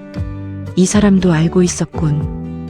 상황이 그냥 넘어가지 않는다는 걸. 영수에게 전화를 걸었어요. 신호가 3번 갔어요. 전화까지 해요? 목소리 듣고 싶었습니다. 영수가 잠시 말이 없었어요. 그러더니 말했어요. 나 괜찮아요. 알아요. 근데 한 가지만 물어봐도 돼요. 예. 그 기자 괜찮아요? 정석이 창밖을 봤어요. 서울 새벽이었어요. 불빛이 조금 줄어들었어요. 지금 이동 중입니다. 괜찮을 거예요. 그럼 됐어요. 영수 씨. 예. 박지연 씨 옆에 있어요? 야간 근무야. 복도에 있겠지. 뭔가 이상하면 바로 연락하고 저한테도 해요. 알겠어요. 자요, 이제. 전화가 끊겼어요. 정석은 전화기를 내려놓고 소파에 앉았어요. 한참 그대로 있었어요. 그리고 생각했어요. 이재민은 지금 이 순간에도 움직이고 있을 거예요. 증거를 지우고 사람을 막고 길을 막고 7년 동안 해온 방식으로. 하지만 한 가지를 몰랐어요. 30년 전 불길 속에서 사람을 업고 나온 사람이 있다는 걸. 그리고 그 사람이 지금 내 편이라는 걸. 정석은 눈을 떴어요. 내일 해야 할 일들이 하나씩 머릿속에 정렬됐어요. 윤태호를 안전한 곳으로. 사라진 자료 복구 가능성 확인. 그리고 최성훈이 어디까지 넘긴 건지 할 수 있어. 혼자라면 할 수 없었을 거예요. 하지만 혼자가 아니었어요. 그리고 그로부터 사흘 뒤 밤이었어요. 302호 병실 문이 열렸어요. 양복을 입은 남자 둘이 들어섰어요. 아무 말 없이, 인사도 없이, 형광등도 켜지 않은 채 어둠 속에서 침대 쪽으로 걸어왔어요. 영수가 먼저 눈을 떴어요. 남자 중 하나가 낮고 건조한 목소리로 말했어요. 두 분 다 들으세요. 지금 갖고 계신 것, 알고 계신 것 전부 내놓으시면 됩니다. 그러면 아무 일도 없어요. 영수가 천천히 상체를 일으키며 그 남자를 바라봤어요. 내가 공장에서 40년을 일했어요. 협박이 무서웠으면 그때 진작 쓰러졌겠지. 남자의 눈이 차갑게 좁아졌어요. 정석은 아무 말도 하지 않았어요. 그저 창밖의 어둠을 바라봤어요. 손끝 하나 떨리지 않았어요. 이놈들이 이렇게까지 나오는군. 그렇다면 우리가 제대로 건드린 거야. 남자가 한 발 다가섰어요. 그 순간 복도에서 소리가 들렸어요. 발소리가 아니었어요. 문이 열렸어요. 박지현이 서 있었어요. 손에 뭔가를 들고 있었어요. 안에 계세요? 평범한 목소리였어요. 야간 순찰처럼. 하지만 그 손에 들린 것은 순찰 차트가 아니었어요. 핸드폰이었어요. 그리고 녹음 버튼이 켜져 있었어요. 남자들이 박지현을 봤어요. 박지현이 남자들을 봤어요.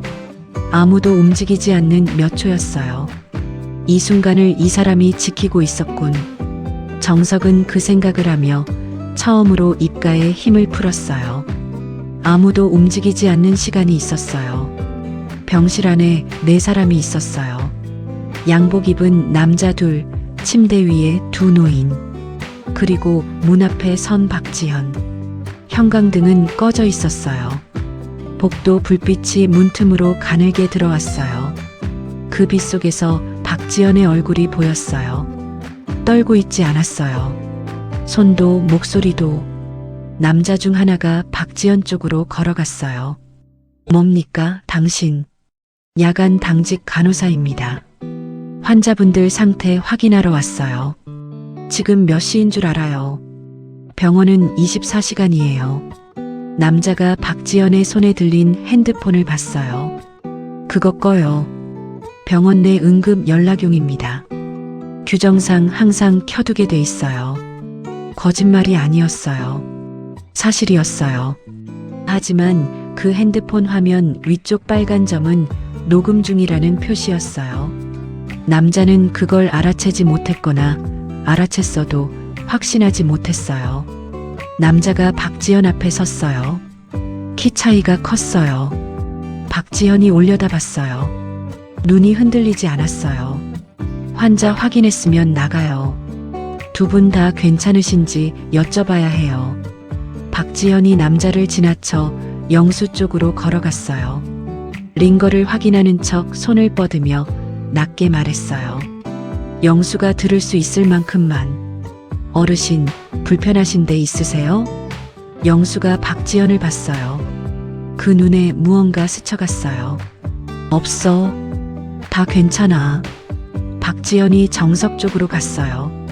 같은 방식으로 링거를 확인하면서 회장님도 괜찮으세요? 괜찮습니다. 남자가 말했어요. 됐어요. 이제 나가도 돼. 박지현이 돌아섰어요. 그리고 나가기 직전 문 앞에서 멈췄어요. 제가 10분 후에 다시 올게요. 두 분 혈압 측정 시간이라서요. 남자들이 박지현을 봤어요.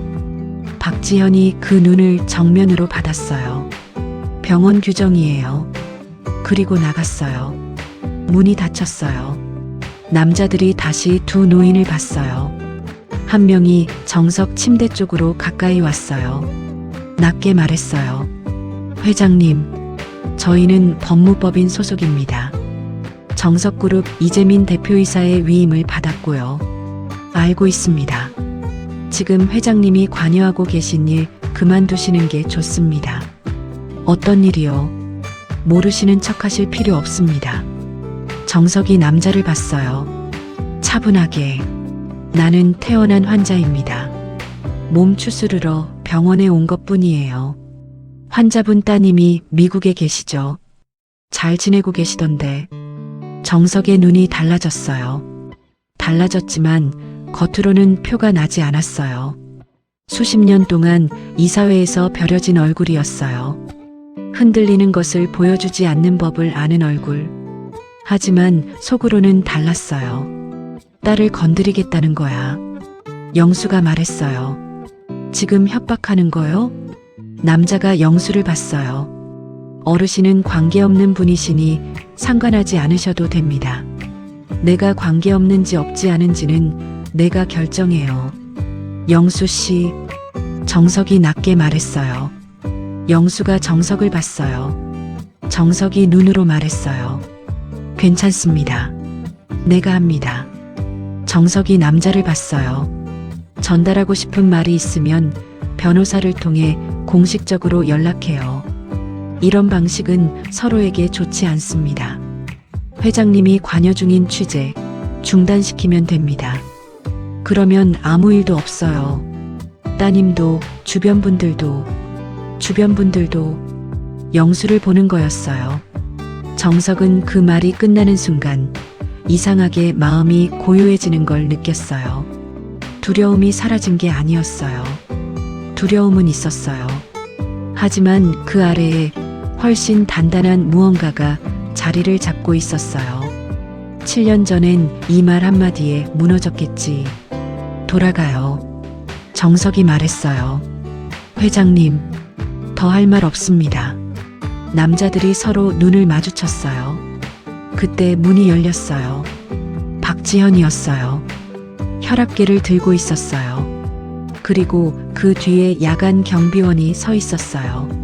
죄송한데요. 면회 시간이 지났어요. 나가주셔야 할 것 같습니다. 박지연의 목소리는 여전히 담담했어요. 남자들이 박지연을 봤어요. 경비원을 봤어요. 그리고 정석을 마지막으로 한 번 봤어요. 다음에 뵙겠습니다. 나갔어요. 문이 닫혔어요. 병실 안에 세 사람만 남았어요. 아무도 말을 하지 않았어요.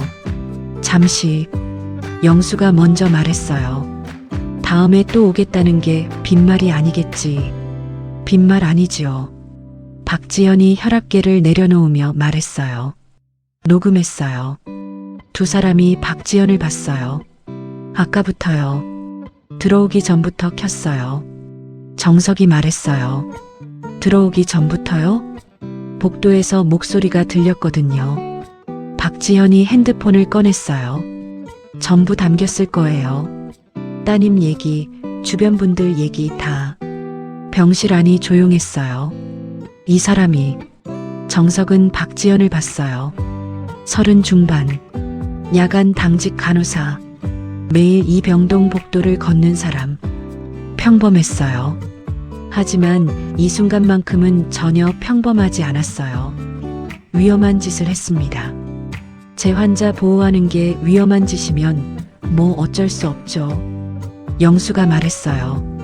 네, 그랬잖아요. 저애 볼수록 이상하다고. 그날 밤 정석은 윤태호에게 전화했어요. 상황을 전달했어요. 병실 협박, 녹음 내용. 윤태호의 목소리가 달라졌어요. 협박 내용이 녹음됐다면 그것 자체가 증거입니다. 어떻게 쓸 수 있어요? 공갈 협박 혐의로 고소장을 낼 수 있어요. 그리고 그 과정에서 이재민과의 연결고리가 드러나면 우리가 찾던 내부 증거의 실마리가 될 수 있습니다. 정석이 창가에 섰어요. 최성우는요? 긴 침묵이었어요. 연락됐습니다. 무슨 말을 하던가요? 처음엔 부인했어요. 근데 제가 증거를 들이밀었더니 윤태호의 목소리가 낮아졌어요. 미안하다고 했어요. 가족이 협박을 받았다고. 어쩔 수 없었다고. 정석은 눈을 감았어요. 어쩔 수 없었다. 그 말이 변명이고 사실이고 동시에 비극이었어요. 이재민의 방식이 그랬어요. 사람 자체를 사는 게 아니라 그 사람이 지키는 것을 건드리는 거였어요. 그러면 대부분의 사람은 무너졌어요. 최성훈 씨 가족은 안전해요? 지금은요. 제가 따로 조치했어요. 수고했습니다. 회장님, 예. 최성훈이 넘긴 자료가 뭔지 알아냈어요. 제가 보관하던 문건 목록이에요. 자료 자체는 아니고 목록만. 그럼 자료는 아직 있다는 거지요. 예. 클라우드에 분산 저장해뒀거든요. 그쪽이 목록만 얻었다면 자료가 어디 있는지는 몰라요. 정석이 눈을 떴어요. 다행이군요. 근데 문제가 있어요. 말해요. 법무팀 내부 서버 증거. 그게 아직 없으면 지금 있는 자료만으론 이재민을 완전히 잡기 어려워요. 공갈 협박은 이재민 직접 지시를 입증해야 하는데 그 연결고리가 내가 압니다. 정석이 창밖을 봤어요. 서울 밤이었어요. 불빛이 많았어요. 저 불빛 안에 이재민도 있을 거였어요. 지금 이 순간에도 움직이고 있을 거였어요. 핵심 증거가 필요해. 이재민 본인과 연결되는 것. 태호 씨, 이재민이 보험처럼 갖고 있는 서류가 있다고 했지요. 예, 말씀하셨던. 그걸 그 사람이 절대 버리지 못하는 이유가 있어요. 왜요? 거기 이재민 본인이 분리한 내용도 들어있거든요. 이 사진들과 공모한 증거가. 그 서류는 양날의 검이에요. 다른 사람도 잡을 수 있지만 이재민 자신도 묶이는 것. 그걸 어떻게 꺼냅니까? 이재민에게 그게 위협받는다고 느끼게 해야지요. 윤태호가 잠시 말이 없었어요. 어떻게요? 그 서류의 존재를 우리가 알고 있다는 걸 이재민이 알게 하면 됩니다. 그러면 움직입니다. 그 사람은 절대로 그걸 남이 먼저 꺼내게 두지 않아요. 자기가 먼저 꺼내서 통제하려 할 거예요. 그 순간을 잡는 겁니다. 윤태호가 조용히 말했어요. 회장님, 그거 위험한 작전입니다. 압니다. 잘못되면 이미 잘못될 만큼 잘못됐어요. 태호 씨, 더 잃을 게 없는 사람이 오히려 강한 법이에요. 다음 날 아침이었어요. 정석이 병실에 도착했을 때 영수는 창밖을 보고 있었어요. 정석이 들어오는 소리에 고개를 돌렸어요. 왜 또 왔어요? 할 이야기가 있어요. 영수가 정석을 봤어요. 정석이 의자를 끌어당겨 앉았어요. 그리고 어젯밤 윤태호와 나눈 이야기를 전부 말했어요. 최성훈의 배신, 녹음 파일, 그리고 이재민을 움직이게 만드는 계획까지. 영수가 다 듣고 말했어요. 결국 이재민 본인을 덫에 걸어야 한다는 거네요. 그렇습니다. 덫이 제대로 작동하려면 미끼가 있어야 하는데. 예. 미끼가 뭐예요? 정석이 영수를 봤어요. 나입니다. 영수가 잠시 정석을 봤어요. 어떻게요?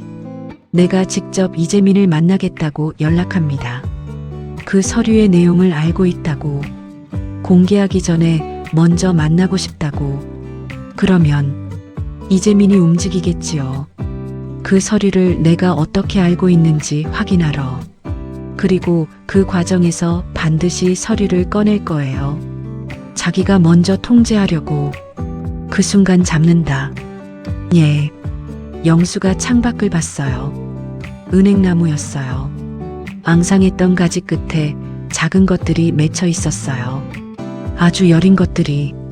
봄이 오고 있었어요. 정석 씨, 예. 그 자리에 혼자 가면 안 돼요. 압니다. 태호 씨가 함께 합니다. 태호 씨만으로는 부족해. 충분합니다. 영수 씨, 나도 가겠어요. 안 됩니다. 왜요? 폐가 다 낫지 않았잖아요. 나 아직 걸을 수 있어요. 영수 씨, 정석이 영수를 봤어요. 단호하게. 당신이 30년 전에 나를 구했어요. 이번엔 내가 합니다.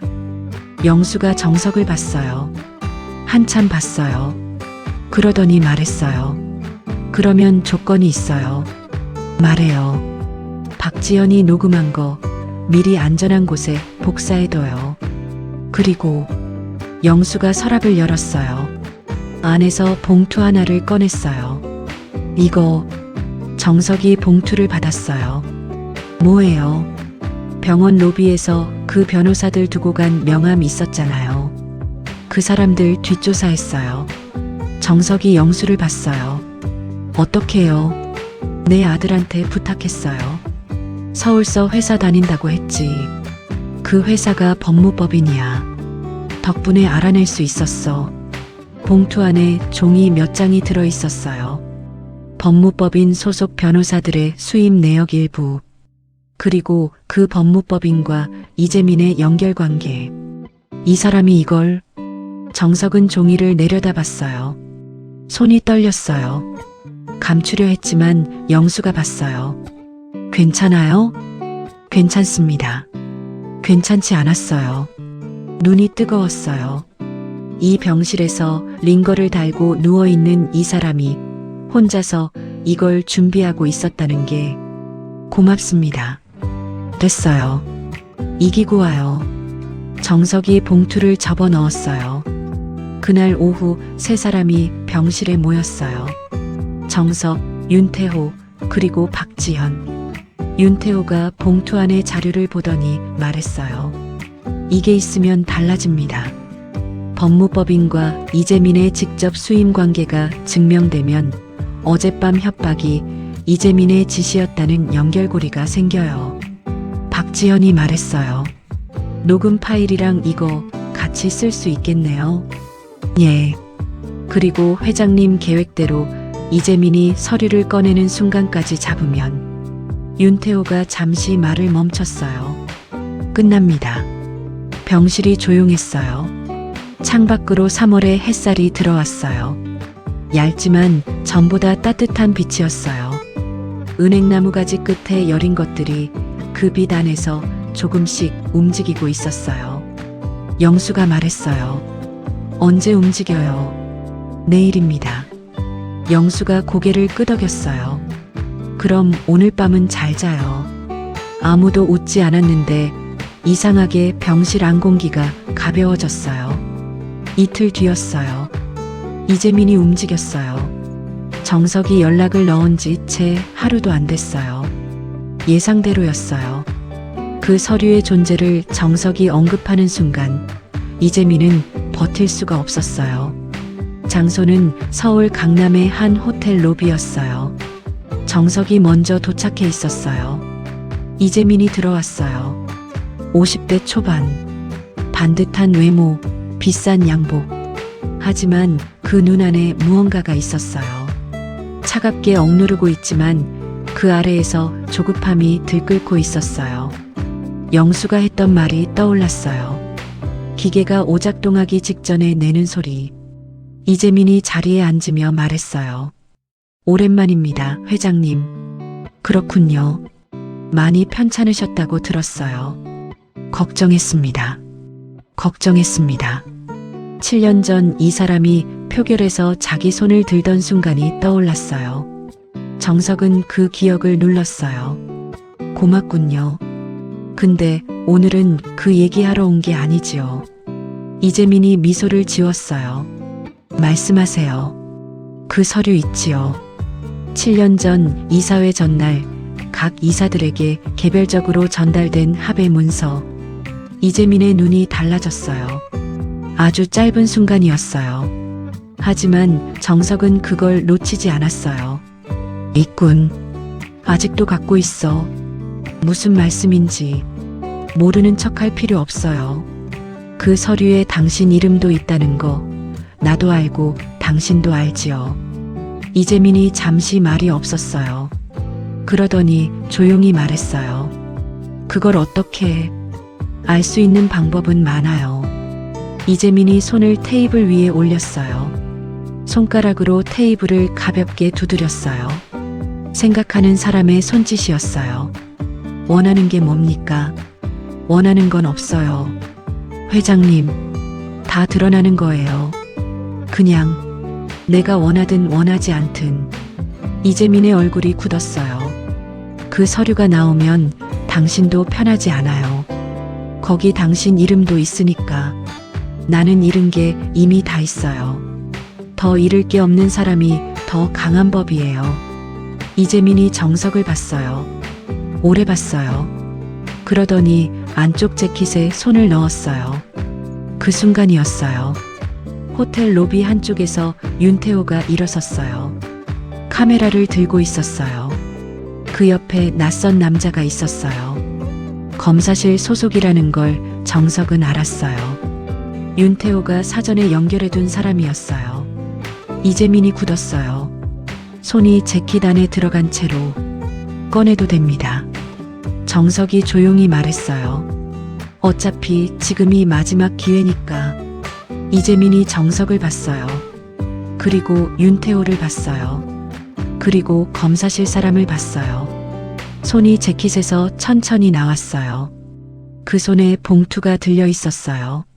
3시간 뒤였어요. 정석은 병원 302호 병실 문을 열었어요. 영수가 창밖을 보고 있다가 고개를 돌렸어요. 아무 말도 하지 않았어요. 정석이 의자를 끌어당겨 앉았어요.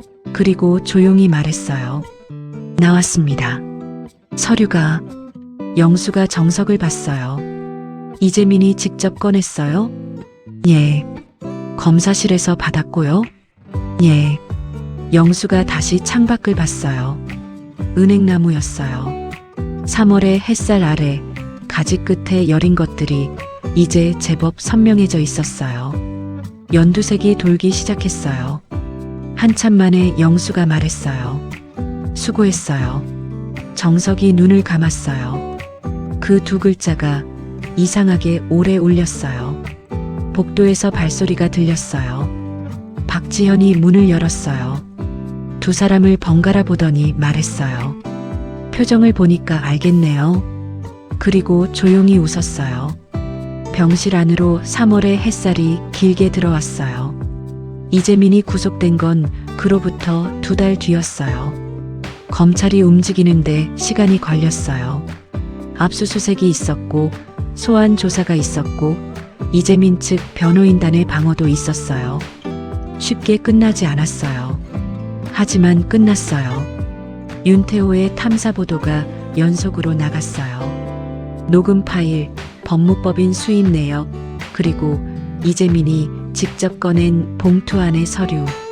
하나씩 차례로 세상에 나올 준비가 된 것들이 나왔어요. 최성우는 공범으로 조사를 받았어요. 윤태호는 그에 대해 오래 말하지 않았어요. 다만 한 번 정석에게 짧게 말했어요. 가족을 지키려고 했던 거예요. 틀린 방식이었지만 정석이 대답했어요. 압니다. 그게 다였어요. 더 말하지 않았어요. 배신은 배신이었지만 그게 왜였는지를 아는 것과 모르는 것은 달랐어요. 영수가 태어난 건 4월 초였어요. 폐 상태가 많이 좋아졌다고 주치의가 웃으며 말했어요. 영수는 퉁명스럽게 대답했어요. 진작 좋아졌어야 했는데 병원이 너무 편해서. 주치의가 웃었어요. 박지현도 웃었어요. 퇴원 당일 아침 영수는 짐을 쌌어요. 무협지 몇 권, 세면도구, 아들이 가져다 준 옷. 정석이 병실로 왔어요. 영수가 가방을 닫으며 말했어요. 마중까지 왔어요? 당연하지요. 영수가 가방을 들었어요. 그리고 침대를 한번 봤어요. 창가 침대. 5달을 보낸 자리였어요. 아무 말도 하지 않았어요. 그냥 봤어요. 그리고 돌아섰어요. 박지연이 병실 문 앞에 서 있었어요. 조심히 가세요, 어르신. 영수가 박지연을 봤어요. 잠시. 밥은 잘 먹고 다녀요. 네. 약은 너무 많이 하지 말고. 네. 그리고 영수가 잠깐 말을 멈췄어요. 고마웠어요. 박지연이 고개를 숙였어요. 올릴 때 눈이 조금 빨개져 있었어요.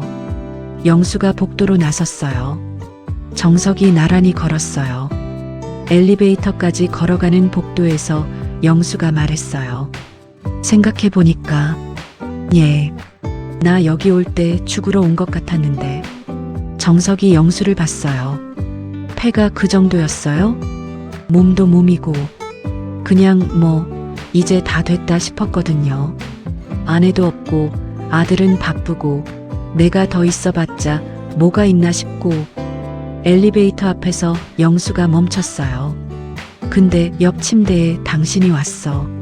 정석이 아무 말도 하지 않았어요. 이상하지. 다 끝난 것 같았는데 아직 할 게 남아 있었네. 엘리베이터가 열렸어요.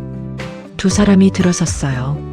문이 닫히는 순간 정석이 말했어요. 나도 그랬습니다. 영수가 정석을 봤어요.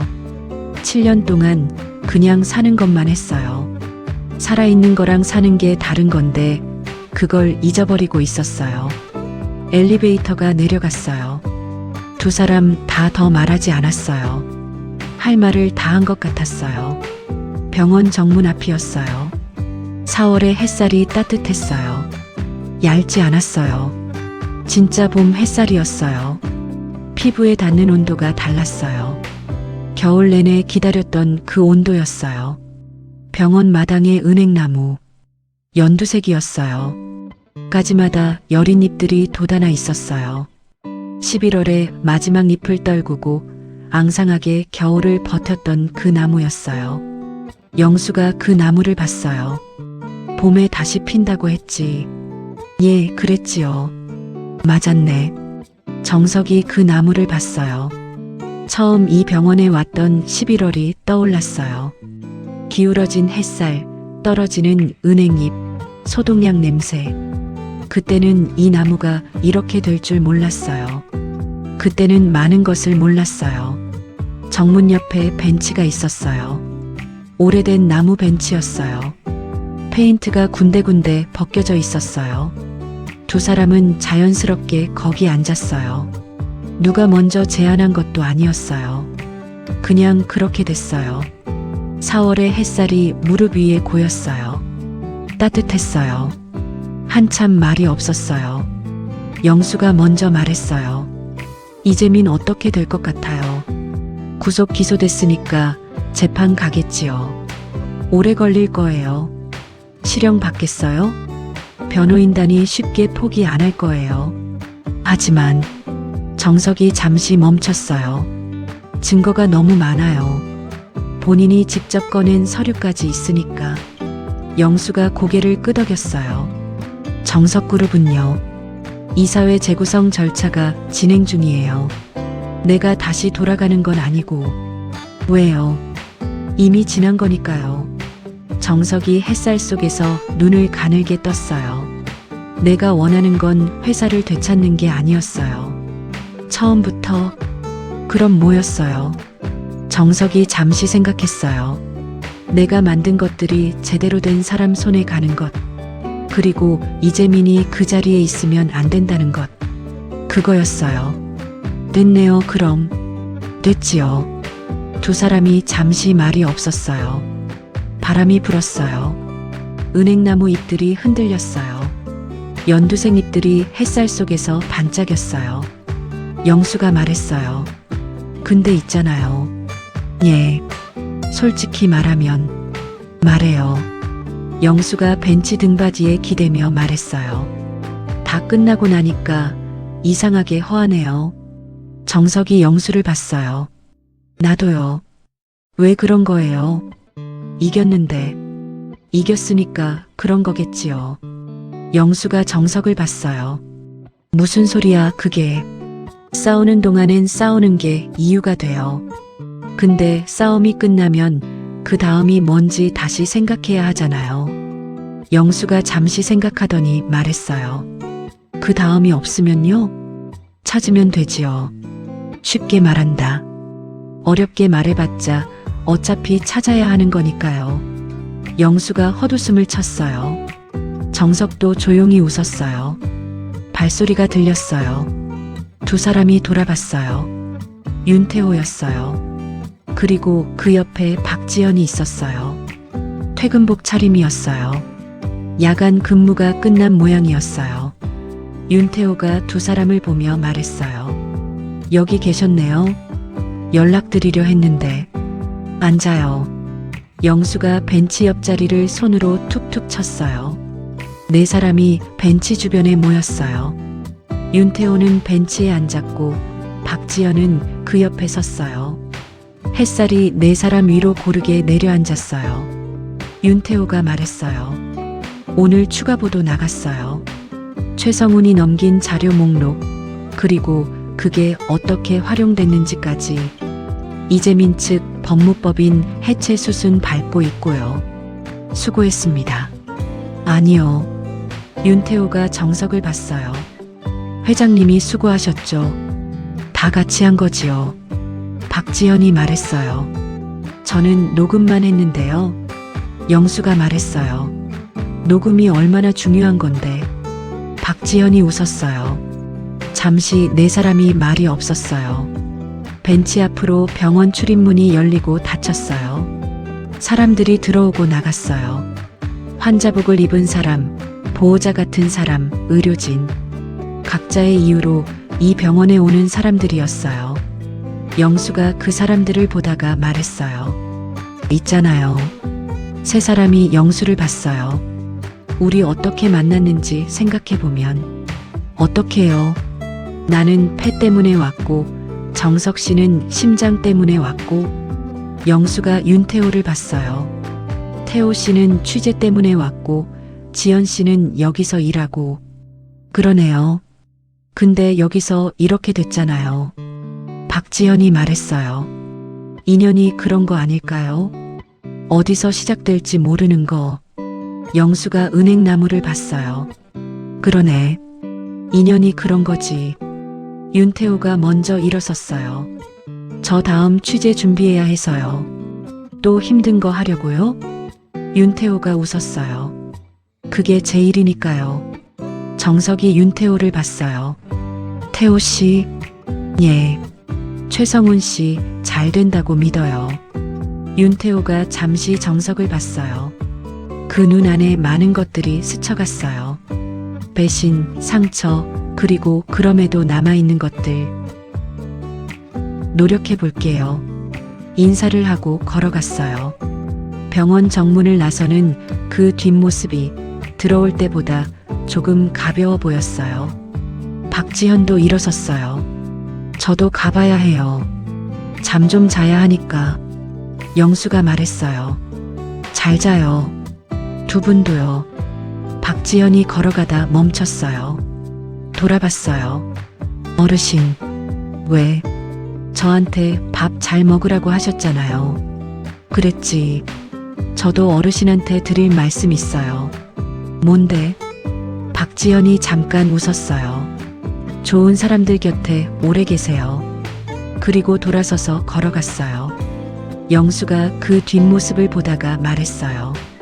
저 애는 참 좋은 사람이지요. 응. 두 사람만 남았어요. 벤치에 나란히 앉아서 병원 마당의 은행나무를 봤어요. 봄바람이 불었어요. 연두색 잎들이 흔들렸어요. 살랑거리는 소리가 났어요. 아주 작은 소리였지만 조용한 오후라 잘 들렸어요. 정석이 말했어요. 영수 씨, 예, 나한테 그랬지요. 다음이 없으면 찾으면 된다고. 내가요? 당신이 그랬잖아요. 내가 그랬던가요? 그랬어요. 정석이 웃었어요. 영수도 웃었어요. 뭘 찾을 것 같아요. 영수가 잠시 생각했어요. 모르겠어요. 아직? 나도요. 근데, 예.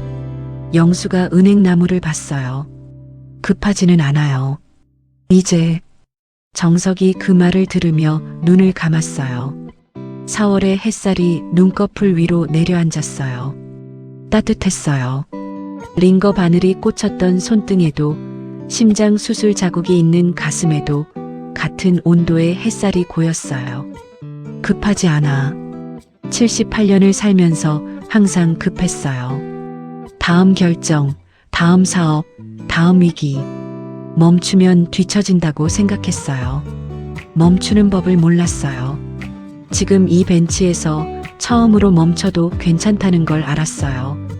바둑 둘까요? 영수가 불쑥 말했어요. 정석이 눈을 떴어요. 지금요? 아들한테 바둑판 갖다 달라고 해야겠어요. 그놈이 뭔가 갖다 줄 때 생색이 얼마나 심한지 아들이 알고 있어요? 이번 일 조금은 다는 몰라. 나중에 말해줄 거예요? 영수가 잠시 생각했어요. 어느 날 술 한잔하면서 그때 말해줘야지. 그 녀석도 이제 50이 넘었는데 아버지가 뭐라고 살았는지는 알아야지. 정석이 고개를 끄덕였어요. 딸한테도 말해야겠어요. 미국에 있는 예. 명절에만 연락하지 말고. 영수가 정석을 봤어요.